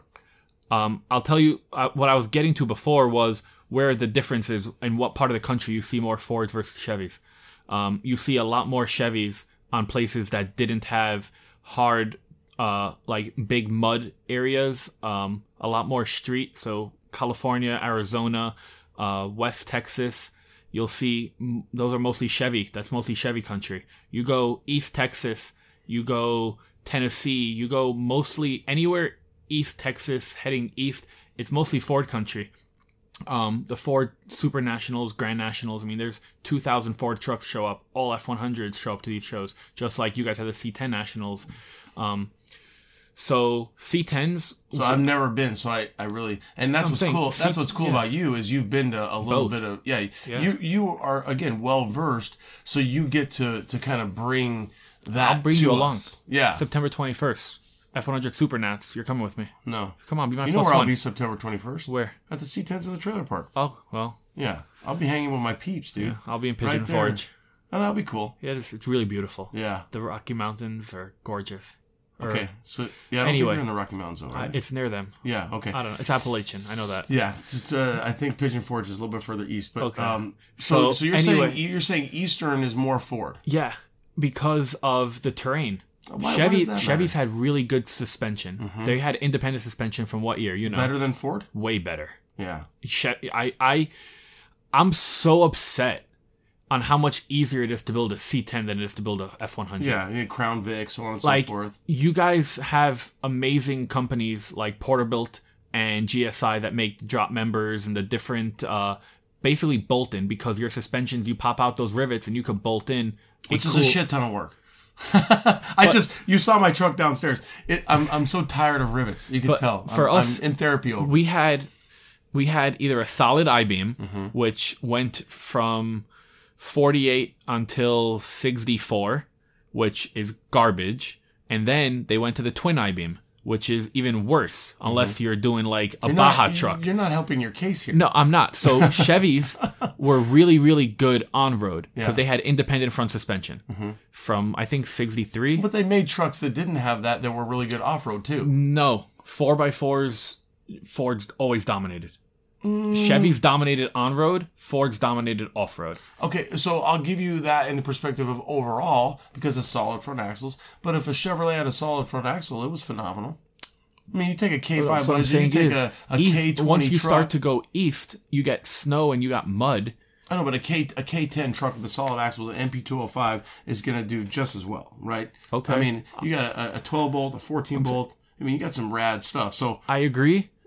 What I'm saying is you see a lot more Fords where there's a lot more muddy terrain because they were buying 4xs. They were buying solid axles. They were buying the ones that were better in that terrain. And that's why Chevys do much better where you guys had better roads and you didn't have to really worry about it. California, no, Arizona. The only thing I have to base it on that was I grew up in Montana and we had tons of Chevys. I mean, that's all my dad had. You were telling me about a Ford. My grandpa. One side my grandpa had a Ford and the other side a Chevy. But the Chevys had horrible terrain up there. On my street I grew up at as a kid, we didn't even have paved roads. I mean, I'm not saying I'm archaic. Do you remember what handled better? Well, I didn't. Okay. I mean, I wasn't driving them at the time. I see. But I'm in my saying, perspective, I see East Coast is Ford, West Coast is Chevy. But obviously, it's not solid because you guys have all those guys in Mississippi, South Carolina. We take a picture of our Send It hats. We have to send it. Yeah, send it. We're gonna send it when we take a picture of sending it. There you go. So here's the deal. You're going back into like some of the lineage of it. I'm just saying in the last 5 years, right? And you're the modern era of social media. Yep. Now you're ingrained in what you've got, and I'm pretty passionate about what I've got. I think when you look at it, the Chevrolet motor prevails. Okay, if you look at the last, I mean, I'm on 100% forfeit the challenge of the last 10 years for Ford trucks. Okay, we're talking 80s and older, OBS and older. Okay, right? Dude. I mean, you can't. That's the debate. So I'm going to say from 1955, Tri-5 truck. You could even go advanced design. I think you and your dad are going to build an advanced design. Yeah, what a beautiful truck! I love it. Just like a Fat Fitter's a beautiful truck. Gorgeous. Lines, lines are beautiful. If you look at that era, and then you look all the way to like let's say the OBS, both in Ford and we got the OJ, we got Eddie Bauer, both really cool. Yeah. You were saying you love freewheeling. I do. I absolutely. I've told my audience I'm a closet 1978 to 79 Bronco. It's probably the only Ford I would ever buy. I love those things, except for their dash. I can't stand that dash. It's horrible. Anyway, pretty square. So that era is obviously C10 Talk, and let's make sure we announce that there's another podcast that you are co-hosting, and it's F100 Talk. F100 Talk. That F100 was so original Nation. for you guys to come up with that. Right. You guys killed it again, killing it. Hey, you take inspiration. So is this the F100 Nation one? Is that the one wasn't there one for a while? That's it. So it was started by my buddy Devin. Okay. And me and him are good friends. I recorded a pod with him. I was one of his first people. And he kind of stopped doing it for a while. He had, just a lot of stuff in life. Life gets in the way. I'm sure you've had times where it was harder to record pods. No, this is my life. Oh, well. I live for these guys. There you go. So he stopped for a while, and I hit him tough. up. Sometimes it is tough. I hit him up. I'm like, dude, everybody was starting to listen to it. Like, why do you stop doing it? And he's like, it's difficult to always do it. And I had no help. So I offered to get involved. This is cool because it's like what you did with the F100, right? Yeah. The magazine. So where's it based out of? Where's he based out of? I think he's based out of Missouri. Well, you know what I've heard? What? Well, east of the Mississippi is Ford country. My good friend Solomon Lunger told me that. Okay. So that's a good place for it to be based out of. Yeah. So let's go back to the debate. Yep. Okay, so from 1955 to 1998. Okay. So let's just say Tri-5 trucks, C10s, OBS. Give me what you got. So, I personally think it's a lot easier to build a Chevy truck. Which means it's cheaper to build a Chevy truck. Yeah, which means it's a lot more bolt-ons. I agree. 100%. Yeah. So there's diehards. You're one. There's others. Those guys started it. They made it cool. Dino made it cool. Yeah. Renee, maybe. So other guys that might have swung to go forward. Are we going back to swingers? Yeah, definitely. Okay. We got to keep bringing that up. All right. We'll be up 500 by midnight. Boom. That's a good show. Yeah. So they... You went monotone on me. Speak it up. I think I think that's why they started building more C10s. You know, I'm saying that like custom wise, is it was a little bit easier to modify. The aftermarket was a little bit stronger. You got companies like Brothers. You got companies like LMC. They would make the parts in order to fix them. You know, rust repair panels and such. And the F100 fat fenders, you could get any part. You call up a chassis company. You call up. LMC, they had fenders, they had cabs, they had those parts. But 57 on, you couldn't get anything for it. Like, you could call up, like, Fat Man Suspension. And What's Dennis Carpenter? Is that a big Ford? Dennis Carpenter is, like, the brothers of... Okay. Yeah. And they sell everything? No. Sheet metal parts are almost impossible to get. Nobody repops that? They're starting. Oh, okay. Like, that's what I'm saying. Like, the last 5 years, like, when I got into this was about 6 years ago. That's when I bought mine... unibody, you couldn't find a part. You could get, you know, gaskets. You could get any motor parts. You could get like random interior parts. What was Dennis Carpenter selling? Car stuff? Mustangs. They were huge Mustang guys. Okay. And other Fords that, I mean, Mustangs are super popular. Just, they're as popular as Camaros. Depends who you ask. So they were huge Mustang guys. And then people started requesting a lot of the parts interchange, like knobs, interior parts interchange. But sheet metal parts were really hard to get. You couldn't find a new fender. You can't, till today, you can't buy a brand new hood. Tailgates, all that stuff. For a new hood for what? For like F100s. It's a brand new F100 hood for a 61 F100. You can't buy it, but for a 61... How about a dent side? A dent side hood? I'm not sure. Probably not. I don't think so. Yeah. Yeah, that's crazy. They have the fenders now. They have like the... Who does? LMC? LMC sells it. Yeah. Original Parts Group sells it. Dennis Carpenter. They probably all have the exact same company's one that they stamped and they all sell it, I assume. I don't know. Yeah. But what's the most popular era? 67 to 72. Dent side. Bump side. Or bump side, yeah. I love the bump side. Yeah. I heard you were whose pod? You and someone else were talking crap. Oh, of course no one likes F100s. They call them dumb names like bump sides and dent sides. I would have never said that. You pull that up. We'll bet on it. How much? Nothing. Okay. How about a night at the hotel oral apartment? So if I lose, then you actually have to sleep in the truck. But otherwise, I'm letting you sleep here. That's why I slept last week, though. I know, but I'm still letting you sleep here. There you go. I actually like a bump side. I always have. Now you saw so the bump sides are definitely the most popular. Yeah, you saw me drive my grandpa's. We talked about that. Yeah. Definitely. I always think of Casey's truck. Yep. But what a rad truck. And I think that the bump side has muscle built into it. Definitely. It's just that it came with the bigger motor. They had 390s in them, which is the good motor. It's a 390. I mean, is it a good motor? Pretty good. I mean, people. So 390. So is a 390? Is it like a 350? I always think of 351 like Windsor and Cleveland. Didn't come in F100. No, I know, but I think that's like the Ford go-to. 302. Okay. 302, 351. A 351 is a 302 with some work.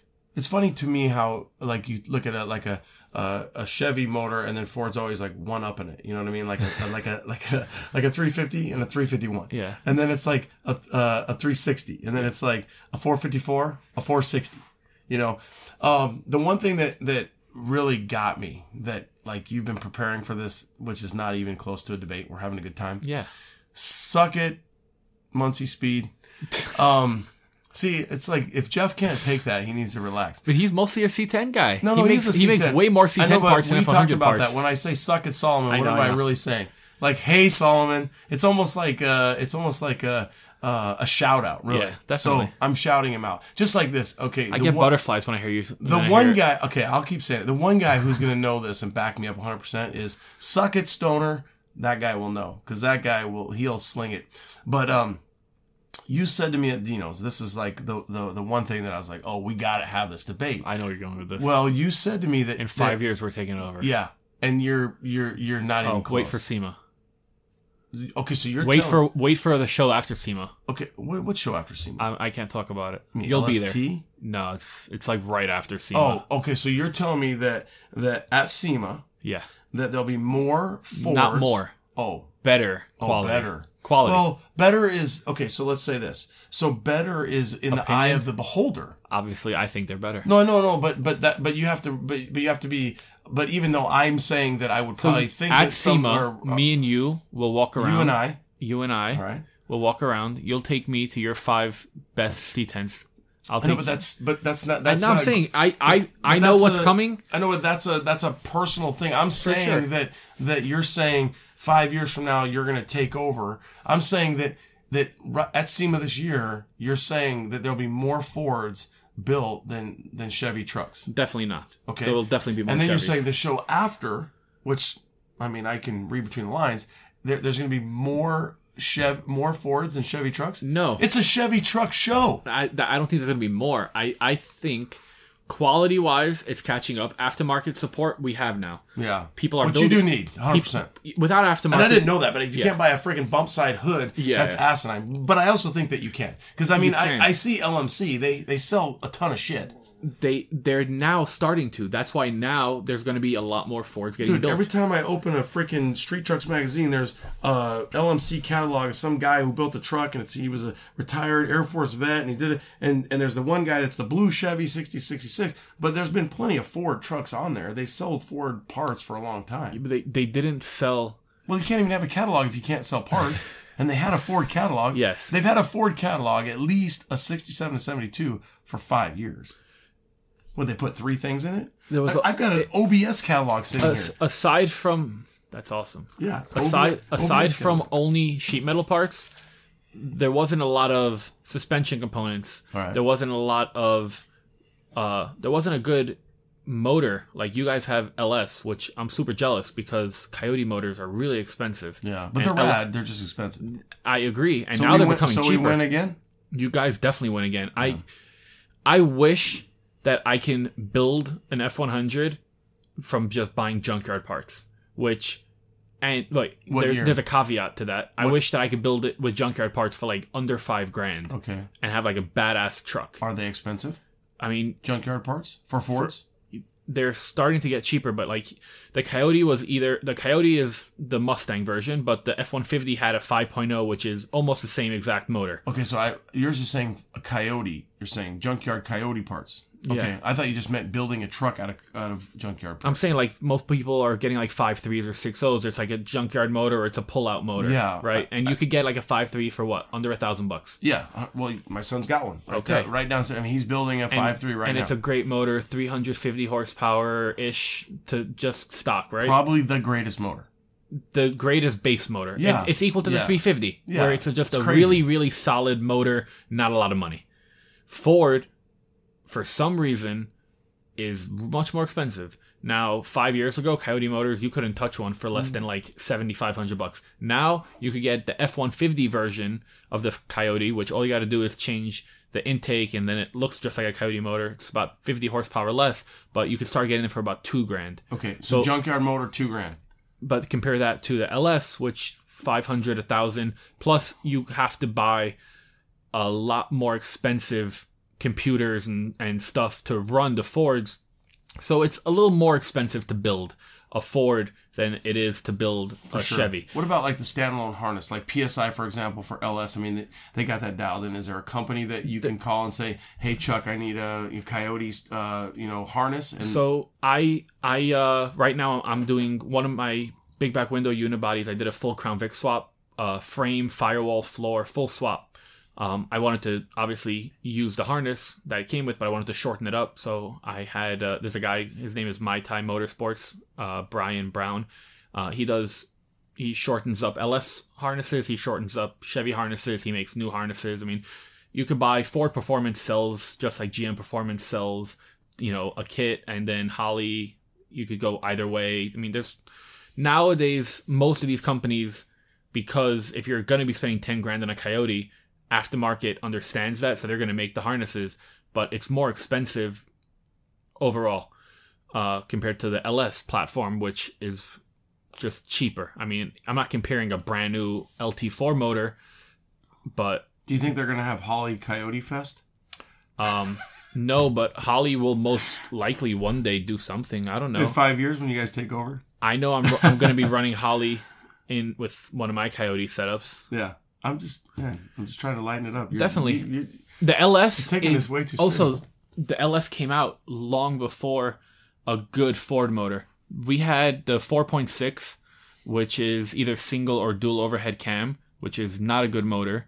And that was like from the mid 90s until like 2011. That was the only types, the 4.6. Coyote came out in 2011. What was the motor in the Lightning? The Lightning was a 5.4 liter supercharged. Remember it's the same as the V10. That same Triton. Yeah, it's a 5.4 Triton. But I don't think garbage motor. But I don't think just at like the time the of Marauder. the Lightning, it wasn't called a Triton. And then it wasn't like the next time the next body they came. So the OBS Triton. the OBS Lightning Yeah. had a 351 Windsor. Okay, Just that's, straight up. That's the one I'm thinking. Okay. You're going with the next like, body yeah, style. the more jelly bean, plasticky looking, jelly bean looking one. Yeah, that is an ugly Ford. I agree. Yeah, that's an I ugly wouldn't Ford. buy one. What is that? What years are those? Like 01 to 01. 05 maybe. I remember there was an F-250 in that style right before. You're right. So in '99 it was the square still, and then they just came out. I think '99. Our OBS stops in 97. But in '99 they came out with a new Power Stroke, right? Yeah. And so it was right before that. So it would have been like a '98. It was an F-250, but it was that jelly bean style. Okay. So right in that morphing of right before, I think '99 is going to be what at that point in '99. Ford started to run away with it. When they came out with the Super Duty, now I still love the HD trucks, the heavy duty. Oh, for sure. Obviously the Fords are Super Duties, so on and so forth. But when and the old school Lightnings. Now I'll tell you a motor, and as a kid, my buddy's mom had a 5.0 Mustang. I mean, talk Like about rad. Fox body. Oh yeah. Hell yeah. Just 89, 88. They're so cool. 5.0. You could hear that thing coming a mile away, and you knew Everybody that was seen a 5.0. Vanilla Ice's Fox Yeah. body. Just badass. So you guys win the 5.0. I'll give you Definitely. that one. I mean, if you're comparing like 80s Mustang to 80s Camaro, the Mustangs definitely was faster and a better-ish than the IROC type Camaro. What would you say now though? If you at the time, Mm-hmm. which I mean I was in it, right? You were like a young man, very young. 93 I was born, so I wasn't even you were- around. yeah. I graduated in 92, so that gives you kind of an How does that make you idea. feel? That makes me feel like you could be my kid. And I'd be proud of that because you're Dad. a stud. Dad. I'm going to go put you over my knee. He's like huge. I'm not putting him over my knee. I'm way less than I used to be. He is. Holy shit. He showed up and I'm like, well, he's still a huge man. Yeah. I'm like, dude, you lost like 100 pounds. And what'd you lose? Like 130. Yeah. So he's definitely, he's changing it up. I would say, I don't know, man. If I could, I love the third gen Camaro. I think they're so rad. I love them, dude. That's America right there. I would think that is. If you have a mullet and you have an IROC, yeah, I'm not supporting the mullet. I have to support the Hulkster mullet or skullet. But I would wonder how the third gen is doing in Miami because I bet they just kill it over there. No, they don't like them. I don't see a lot of them. It's in a not racist American way. It's a more redneck muscle car. In Miami, everybody wants Lambos and Ferraris. If there's not a lot of old cars. How can you compare that? That's $200,000 They don't have. I don't see a $8,000. lot of IROCs. I don't see a lot of Fox bodies either. I don't see a lot of C10s. I don't see a lot of F100s. You don't see a lot of any old stuff because we get hurricanes once in a while that just wipe everything out. We have tons of salt that just wipe. So that's why they want $250,000 sports cars to get their car They like to wiped show. out. I don't know. I guess I don't see a lot of old cars. Like even when I go to car shows, you don't see too many. You definitely drive. I've been driving across America right now, literally, and I'm driving the I-40, and I'm like, I need to come ride this road when I have time because everywhere I'm looking, there's trucks, there's cars. There's no old wrecking yards. There's no junk yards. Florida doesn't have that. At least South Florida doesn't have that. Even Central doesn't. North Florida does. But you're right. You're on the 40, and you've traveled some of the roads that I've hit a lot Dude, of. There's a lot of trucks, a lot of cars, because it's dry. Yeah. Yeah. So we're super. Maybe you need to start looking for these Ford parts that you are coveting. Oh yeah. And the Mercury ones. Oh yeah. So the debate going back to the 5-year, obviously, I'm not going to just quite let that one go yet. Okay. So I was wrong when I said that. Oh. I'll admit it. Okay. But we are going to give you guys a good run for the money. I hope you do. I really do. I'll tell you what. And I'm because excited. It's fun. It's spicy. And I tell you what, there's some rad Fords out there. Oh, yeah. And the one thing that I would say, even Dino, who says if you've got a Ford, and with a Chevy motor in it, leave the truck at home and bring the motor. I mean, even Dino, right? We're still going to be extremely accepting. I think. Sure. So give me this. So one thing I was kind of like thinking about is like, this is going to be easy for you. It's going to be hard for me. So so I'm going to say Jason from On the Ground. He had the dent side on the cover. Yeah. That red one. And he really killed it. That was an And Uncle he was Jesse so ahead of his truck. time. Oh, he was. Dude, he was so ahead of his time. Yeah. Because dent sides are now starting to get cool. For sure. When he did his, nobody thought it was cool. Like, they thought his was cool. Well, he like you wanted, because one thing that I've noticed and I've heard you say is you really like to be different. So you'll find something cool and you'll be like, okay, all the mainstream's going this way. I'm going to just kind of chill back here and see what's left. And then I'm going to make that cool or find what I think is cool from that. And he built it timeless. Like, if he came out with that truck today, it would be just as badass. Phenomenal point. That is a phenomenal point. He built it. What I always kind of say, Dell builds things timeless, or even Dell has said that, and then I add to it because one thing when I interviewed Dell, he said he builds badass Fords too. He does. He doesn't build them that much, but he does. He doesn't care. Right? Why would he? He doesn't care. Money's green. Well, I think the one thing that Dell said is like, if you put it in the barn today and you pulled it out 20, 30 years from now, would it be cool? And Jason's truck, would be that way. So that was on the cover of Street. SEMA truck. He sold it. Yep. I don't know who ended up with it. Dude, the guy that bought it destroyed it. He changed the wheels. He painted some stuff. It's funny how that happens. Another truck that I think of when I think of an awesome Ford truck is Casey's, and now I know that Casey's truck is going to get a complete. It's there. I was there yesterday. Total rebirth. Right, I don't think the world's even going to know what's going to hit him, and he's driving it to SEMA. I don't know if I'm allowed to say that, but I am saying he's it. telling people. Yeah, he's full on rebuilt his green Ford, and he's driving it to SEMA. Mike Alexander's Flow truck in the Precision Blue. Last year's, and he's doing another one for this year. He's doing a bump side this year. Okay, I'm trying to think of Ford trucks that like in my mind, I'm like Aaron Kaufman. I'm not forgetting about. Aaron Kaufman builds Ford trucks. I'm talking about a Ford truck. Done. Jason Graham Hot Rods built. No. I'm just trying to think of. Ones that you know of. I know, but I know you'll be able to just go crazy. I'm saying for me, a C10 guy who's trying to be like, okay, here's a couple Fords where I'm like, that's sick. Fuck. Oh yeah. Like, dude, look at that truck, right? So you said River City. No, that B100 does nothing for me. No, it's rad, but no, I don't. That doesn't like. I don't like say I want to drive that home. You don't think, damn son. No. Okay. I like how you did that though. Yeah, right? You got, damn, son. Yeah. It's when you have a 17-year-old kid, it comes natural. So come back and I'll come see you when little Solomon's running around and you're like, damn, son. Yeah. SJ. Yeah, little SJ. Yeah. Okay, so dude, obviously Aaron has cool Fords. Yeah. But I'm saying trucks like Jason's from On the Ground. Something that you're like, fuck. Like that's like not even damn, son, right? Yeah. Like fuck. Yeah. So that's what I was saying. There's going to be a big run for the money because this year, but the odds. But if I'm in Vegas, Vegas, the odds are in your favor. You know why? Because that's the best of the best. No, not even close. Okay. Because you said this. We'll rewind the tape. Okay. When you're in a sea of C10s, it's something that stands out. And so we've seen every C10, and we are still amazed at how people continue to build rad C10s. For sure. So a Ford is going to be welcomed. I welcome it. Yeah. I really do, because I love C10 so much that you're like, all right, you guys, we need to see something different, because our eye, and naturally what's cool about our progression is, which I don't know, but OBSs they're coming on. They're coming on. So let's hold on. So I think I named 3 Fords. Yeah. Mike's, Jason's, and then Casey's, which Casey's is easy. It's on TV. We see it. It's rad. And I know Casey's a Ford guy. So let me just try to think of a couple. Texas. Yeah, for sure.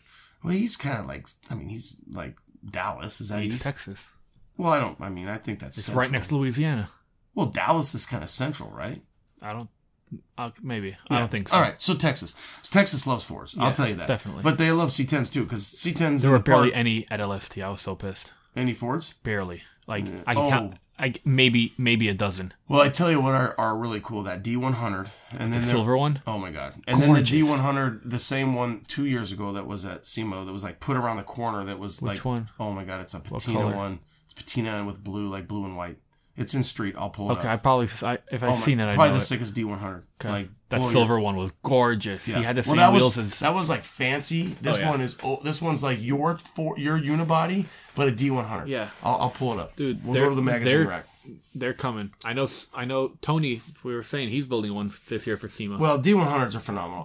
So cool. It's a cool truck. Now, it's cool if you go back to the metal dash. If you go to the plastic dash, which is like 72, forget about it. I don't know about those. Okay, so I'm trying to find, in my mind, and I'm not a Ford guy. I'm trying to think of a Cali. I haven't really hit any Cali yet. I'm trying to think where's a Ford that like stopped me in my tracks. I mean, there's a guy in your town. You said I passed him on the way over here.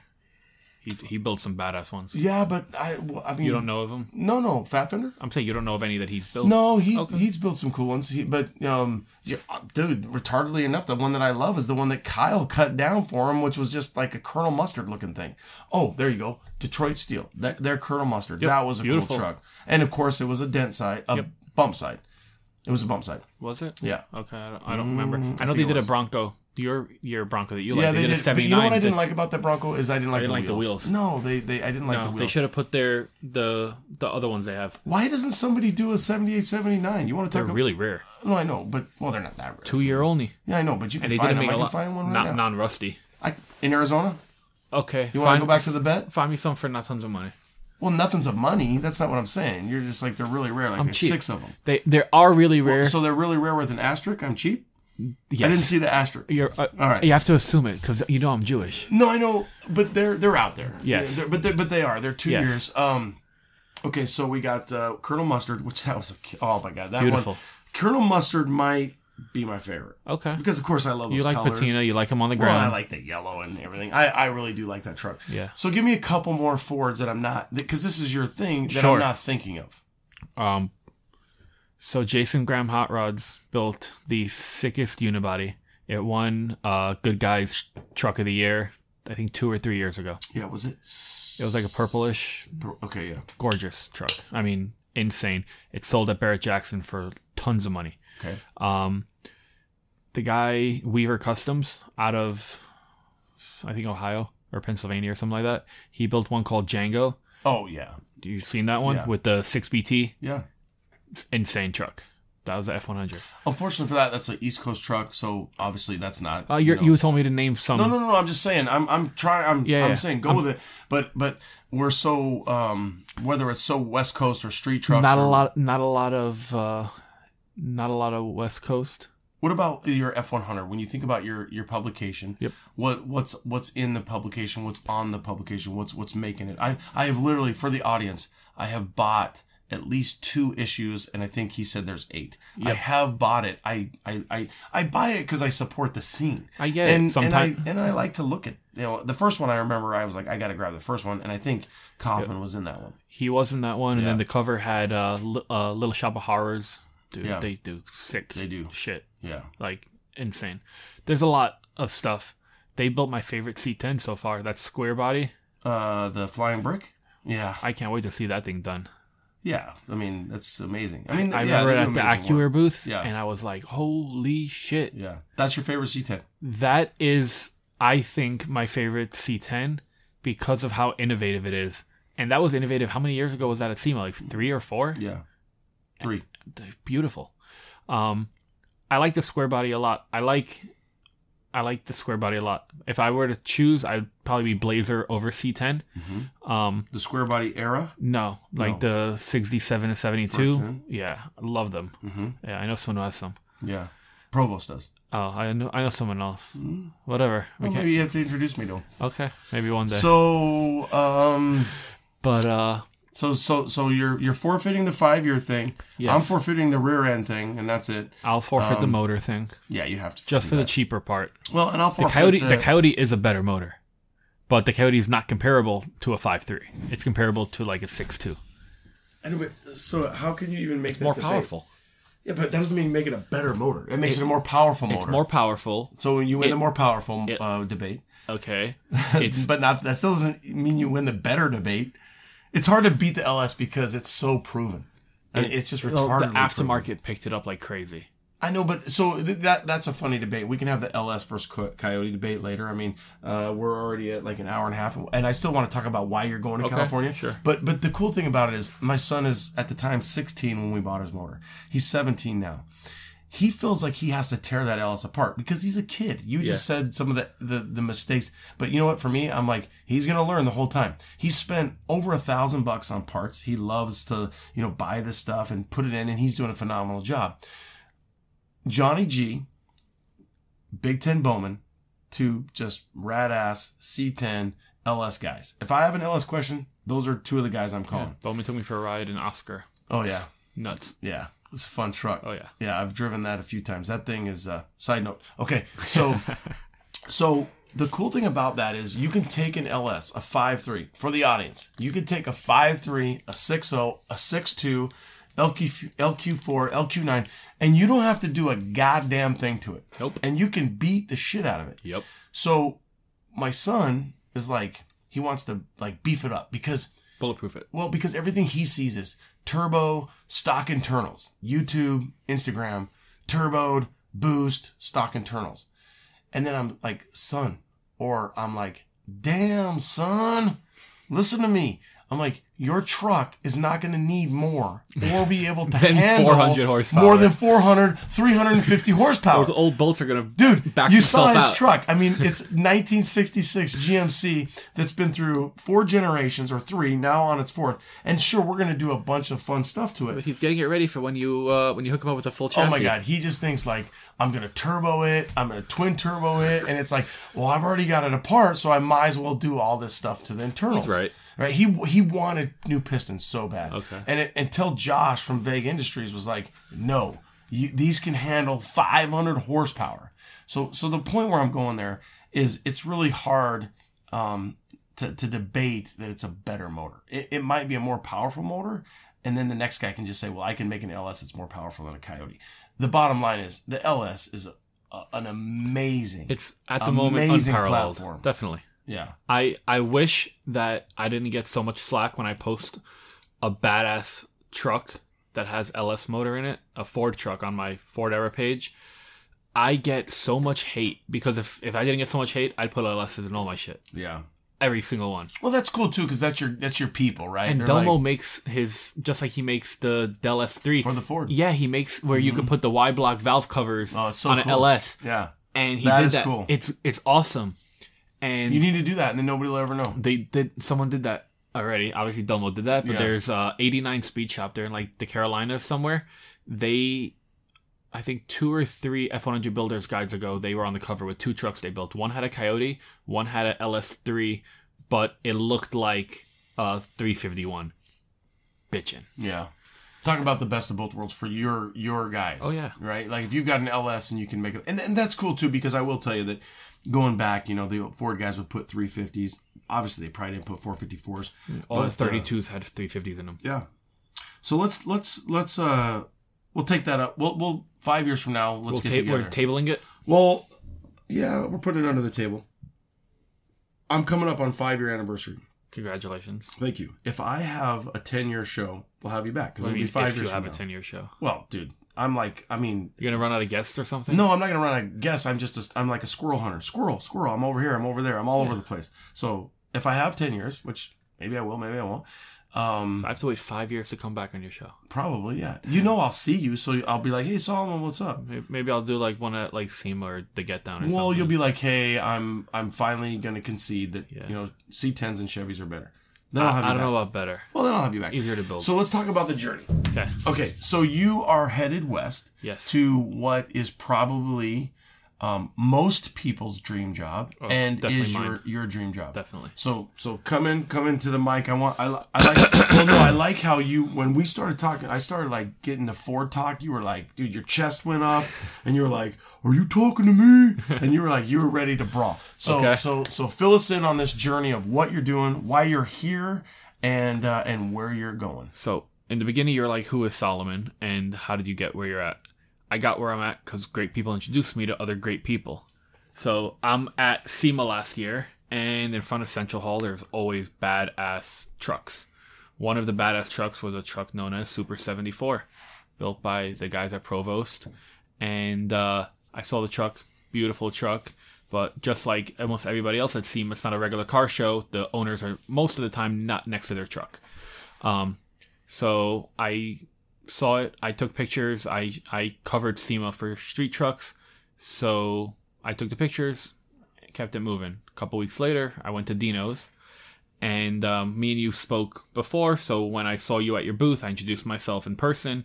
And I started asking you, like, hey, man, what is your favorite trucks that are at this show? And you're like, well, there's one right here. And across from you was Carlos's booth, and the booth vehicle was, now I know, Sean's 74. And you introduced me to Sean, and you're like, dude, you need to shoot this truck. It is sick. And you were totally right. So you hooked me up with some top secret locations that we can't talk about. And I shoot it. Or you can just look at or the Builders guide. Well, you can see where it is. I can't tell you where it is. I was told I can never tell anybody where it is. No, you can tell. Okay. You can tell all my secrets. I don't remember. You know where it was. Yeah. I'll give you the coordinates. Yeah. But it was great. And I mean, I think it's cool because you've said that a couple times since you've been here tonight, but that is just the community. That has nothing to do with me. That's me wanting you to meet Sean. Yep. And that's me wanting Sean to meet you. Really, because that's what it's all about. And it was, honestly, he's such a humble guy. I had no idea of what Provost was, what it entails, or anything. Even after I shot his truck, I was hanging out with him for 4 hours. How far is where you told us the location is from Switch suspension? I'm trying to think if you hadn't moved yet, but either way, an hour. Okay. Yeah. So we were running late for the cruise to Good Guys. So Sean's at level 1 with his airlift, and we're doing about 120. I'm following him in my rental car, and we're swerving to catch the cruise. We made it, and of course we shook we shook hands. Everything was good, and I shot it. It was great. Fast forward to February at LST. So for the audience, obviously Arizona, we have lakes, we have desert, we have cactus, we have greens and browns, beautiful and natural earth tones, natural parks, and then we have this freaking rad ass 74 Super Cheyenne with yellow tint, Provost style, Provost pimps, so pimp, more audio than a guy can freaking ever dream of. Big beat, and big beats, and Send It, and Solomon, he captured it really. The red with the yellow. And then in the background is the earth tones, and it's so beautiful, and it really just kind of it just popped. Yeah, I shot it. It went into the C10 Builders guide, and it was beautiful, smooth. Everything went exactly how it's supposed to. So fast forward a few months, I'm at LST, and I been talking with Sean. Obviously, he got the feature, so we've been talking, and he's like, "Dude, you have to check out the Blazer that I just finished, and it's going to be at LST." So I'm like, for sure. I go to LST. He hits me up, and I go look at it, and it blew my mind. And we all went down to Eastbound and Down together, and the Provost guys, I have to tell you, they just represented. And if you, what is it, episode 141 or something like that, Sean and Dennis were in studio, and we talked a little bit about it, but those guys are amazing. Oh, yeah. They're as rad as can be. And we had a great time, and he shook down Goldie on that trip. So when I did Super 74, it was just Sean, and I think he had a helper with him. But I didn't know that it's like a whole entourage. I didn't know this. Yeah, it's literally like the and movie. He didn't tell me any of this. We're hanging out for like 4 hours at the photo shoot, and he's just like, Sean himself is like washing it with like quick detailer, cleaning it, moving the truck for me, like, you know, just regular stuff that, you know, just a regular guy. And he's being super nice and humble and doesn't tell me about who he is and how badass his shop is and any of that. But then I show up at LST, and it's like, he rolled in deep.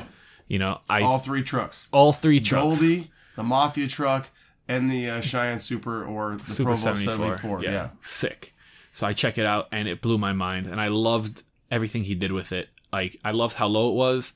I loved the e-brake because it was the roll cage, everything. Yeah, and you're talking about Goldie. Goldie. The Blazer. Loved it. Yep.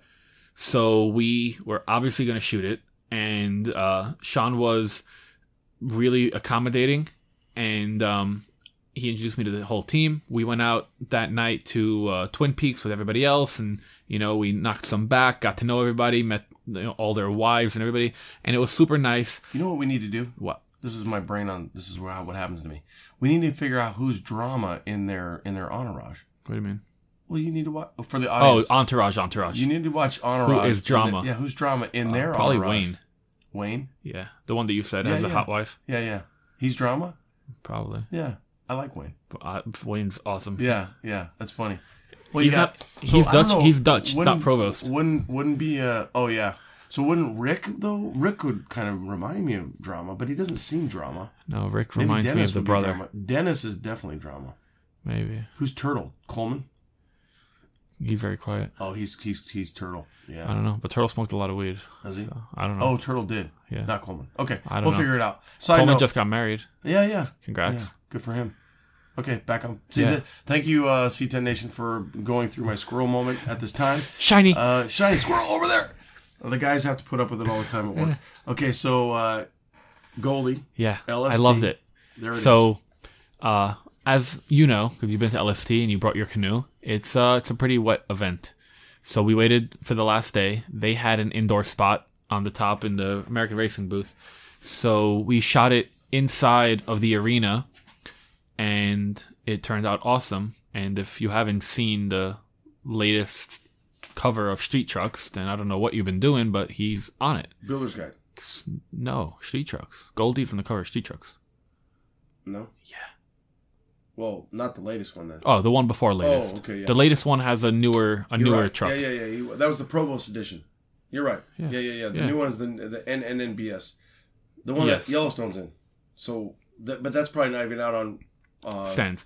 Goldie's on stands right now. Yeah. You're right. Yeah. And it looks bitchin'. Awesome. Yes. So we shot it, and it got on the cover. And, just as always, super humble, super grateful. The whole team was... That was a great location, by the way. It was so nice. I was so ecstatic. And, Lonnie and Radar and the whole team at LST, they're like, dude, pretend that this is your playground. You do whatever you have to do. And they literally gave us the whole arena. I was there for a couple hours and knocked it out the park. So that was February. And so for the audience, you've got a huge rodeo arena, indoor, with the dirt floor. Yeah, gold dirt floor too. Yeah, just a dirt floor with a huge Texas flag with green seats, and then you have this gold blazer. So if you haven't seen Street, if you haven't seen it or heard about the issue, I'll post it up in coordinates in conjunction with this episode. But it's a phenomenal shoot and a phenomenal shot. And thank you. Yeah, it was fun. It was cool. It was good to see that. I was really happy with it. So that was February. Fast forward to the end of June, and Sean hits me up, and he's like, "Hey man, are you coming out to the Brothers show?" And I'm like, "I wasn't planning on it, but let me see if there's any photographers covering it. If not, I'll be glad to come out." And so I hit up Chris, the editor, and he's like, "No one's covering it. Feel free." So I tell Sean, "Yeah, I'm down," and he offers to buy me a flight, flies me out there, and we kicked it for it was my birthday weekend, the show, his wife's birthday, America's July birthday. 4th, exactly, Independence Day, Chevrolet, America, apple pie. I don't know. I feel like Ford's more American than Chevy. Okay, well, Government Motors, GM. Yeah. That's a rip on We didn't need a bailout. Yeah, I know we did. Yeah, thank God. Literally. All right. Squirrel. But so we mobbed down to the Brothers show. We rolled. It was great. I was in Goldie. I literally still am shaking from how insane that ride was. We had so much fun. Big beat, super fast, and he offered me a job to come over there. And did he offer it or just say you are coming? It was like a Godfather moment where it was an offer, but you can't refuse it. Yeah, he might have to kill you. I don't know, but I felt like the right decision was let me pack up all my stuff and move 3,200 miles across the country. Yeah, literally coast to coast. Literally, and tip to tip, coast to coast. Tip to tip. I like that. You need to make a shirt. Tip to tip. Tip to Of course, tip. that's what you think about. Oh my! Well, tip to tip. I mean, the intensity. I love it. I don't know. Firefighters have dirty minds, I guess. Oh, You're hanging out with a bunch of dudes all day, playing with dude, poles. I totally have no problem with that. But I wasn't even thinking tip to tip that way. I was thinking fishing. Yeah. Tip to tip. Uh-huh. All right, back on track. So, yeah. So, I wish you would have let me negotiate your contract. Dutch Brothers, I would say at least 3 kickers a day. Have you had a kicker yet? No, but they have the their little cold brews. He has it on tap with nitro. Yeah, that's cold brew. But That's good shit. dude, Yeah, I know. It's good shit. oh man, I'm not a coffee guy, but I'm gonna be addicted to it. Yeah, Because I was there for like a week, and I would definitely freaking negotiate your contract. I'd be like, I didn't cold sign brews it. and kickers. Yeah, Cold brews and kickers, baby. yeah, definitely. So you're headed out to Woodland. I'm headed out Sac. to Woodland. Gonna be joining. What are you gonna do? I'm going to be, I think, on the job description, it is sales manager, marketing manager, media director. So a bunch of different hats. Basically, going to be helping make the shop badass, badasser. Tip to tip. Yeah, they do a great job. They've got a great team, and they just wanted to add another piece to the puzzle. Will you still do all your other stuff? Yeah, definitely. How? Sean's very accommodating, and he said as long as I get everything that he needs me to get done. And photography, people always think it's like full time. Every day I'm out flying or shooting a truck or whatever I'm doing, and it's really not like that. I go to big shows. Once in a while, it'll be like a scheduled, hey, this truck's being finished today. The day after, can you come shoot it? Because we want to get it before anybody knows about it. It's more difficult these days with social media being so quick. Like, it's hard to release something that nobody's yet seen a sneak peek of. And magazines want to get the jump on stuff. So I'll mostly still be able to do exactly what I'm doing. I'm the tech editor for F100 Builders Guide. So I'm going to have space at the shop to work on my F100s. I do tech for C10. I do tech for street trucks as well. So we'll be doing a lot of tech stuff. So I'll still 100% be doing what I do. Well, and you'll be going to the shows with the guys, but I would almost see that you do less photo, more tech, and then just what has become your real job. Yeah, I mean, I'm going to try to make it a balance. I've been curious to see if other builders will be mad because, like, are you trying to steal my secrets? Like, I'm letting you in my shop, and I'm like, they usually tell me whatever I ask them, and like, they'll show me the secrets, and, just like someone today showed me stuff that no one else is allowed to see, and phones had to be confiscated. A lot of shops do that too. Not here. Oh, it wasn't here? Oh, okay. Maybe. I don't know. Yeah. It was like a Men in Black thing. Weren't you somewhere else today? You've been like Oklahoma, Texas. You've been like 6 states today. I'm delirious. It's already been like, I've been up for way too long. Yeah. 2:00 in the morning, he got up. He left Oklahoma. Yeah. And it is 11 o'clock our time. Plus, there's a factor of East Coast, West Coast time shift. Yeah. So you've been running up on state adrenaline. No, you've been, I think, 24 hours. Yeah. If not, we're close. But if I pass out, you're a medic, right? So you got me. I'm not giving you mouth to mouth, though. But whatever. Yeah. We'll figure but you it out. can sleep right there. We do need to blow that thing up. What are we talking about? The bed. Okay, wanted to clarify it because they tip don't know. Tip. All right. So here we go. So yeah, I don't know. We'll see. I think it's not going to be a conflict of interest, but some builders will probably not want me to shoot their stuff because they'll think I have a vested interest in like. Well, I would secrets. think you're going to be. It's busy. Like it's a lot. But if I'm at LST's not a. Well, you can shoot their stuff at LST, but shooting it at the shop is a different thing. I'm going to be at. I mean, we have a seriously awesome packed show schedule. Yeah. I mean. So what's next for you guys? C10 Intervention. Okay. Which is awesome. Yeah, I'm excited to go. Away. I can't wait. I was excited, but you've seen where my truck's at. It'll be done. I hope so. Yeah. You told me you were going to come help me work, and next thing I know, we're drinking beers and freaking. Well, I'm drinking beers and you're drinking Gatorade. Yeah. And we're freaking recording pod. Gatorade's from Florida. You knew that, right? I do. I know the whole story. Oh, it's pretty Florida cool. Gators. Yeah. You're not a Floridian anymore. Come on. Right now, you're currently in Arizona. I'm keeping my Florida tags and I'm keeping my Florida insurance. Yeah, because you don't want to pay anything in California, you cheap bastard. Exactly. You act like you're Jewish. Yeah, right. All right. But so you're going to SAC. You're going to SAC for all purposes. You're going to hang out with the Provost Pimps. Oh yeah. One more Provost Pimp. Yep. What can we expect? What's the next? I usually say 5 years. What's the next 1 year, maybe 2 years? For you. For me, I am going to be helping to anybody who doesn't know what Provost is going to, and the builds that are coming, and the stuff that's about to we're doing 3 trucks for SEMA. And he's got a truck that's coming out for C10 Intervention under construction. Can you tell us about the 3 trucks for SEMA? I could tell you that Goldie is getting a complete switch up, and Super 74 is getting a complete switch up. So Goldie's going to SEMA, 74 is going back. Yep. And then the third one? I can't without asking permission, talk about it. Okay. But what I could tell you is you're going to need to feel the flow. Need to feel the flow. Yeah. All right. Like Mike Alexander? Yeah. Oh, okay. He has part of it, All right. But, you also maybe plugging yourself because you've been lately saying those are going to be really popular. Yeah. I already know. Yeah. O to the B to the S. Yes.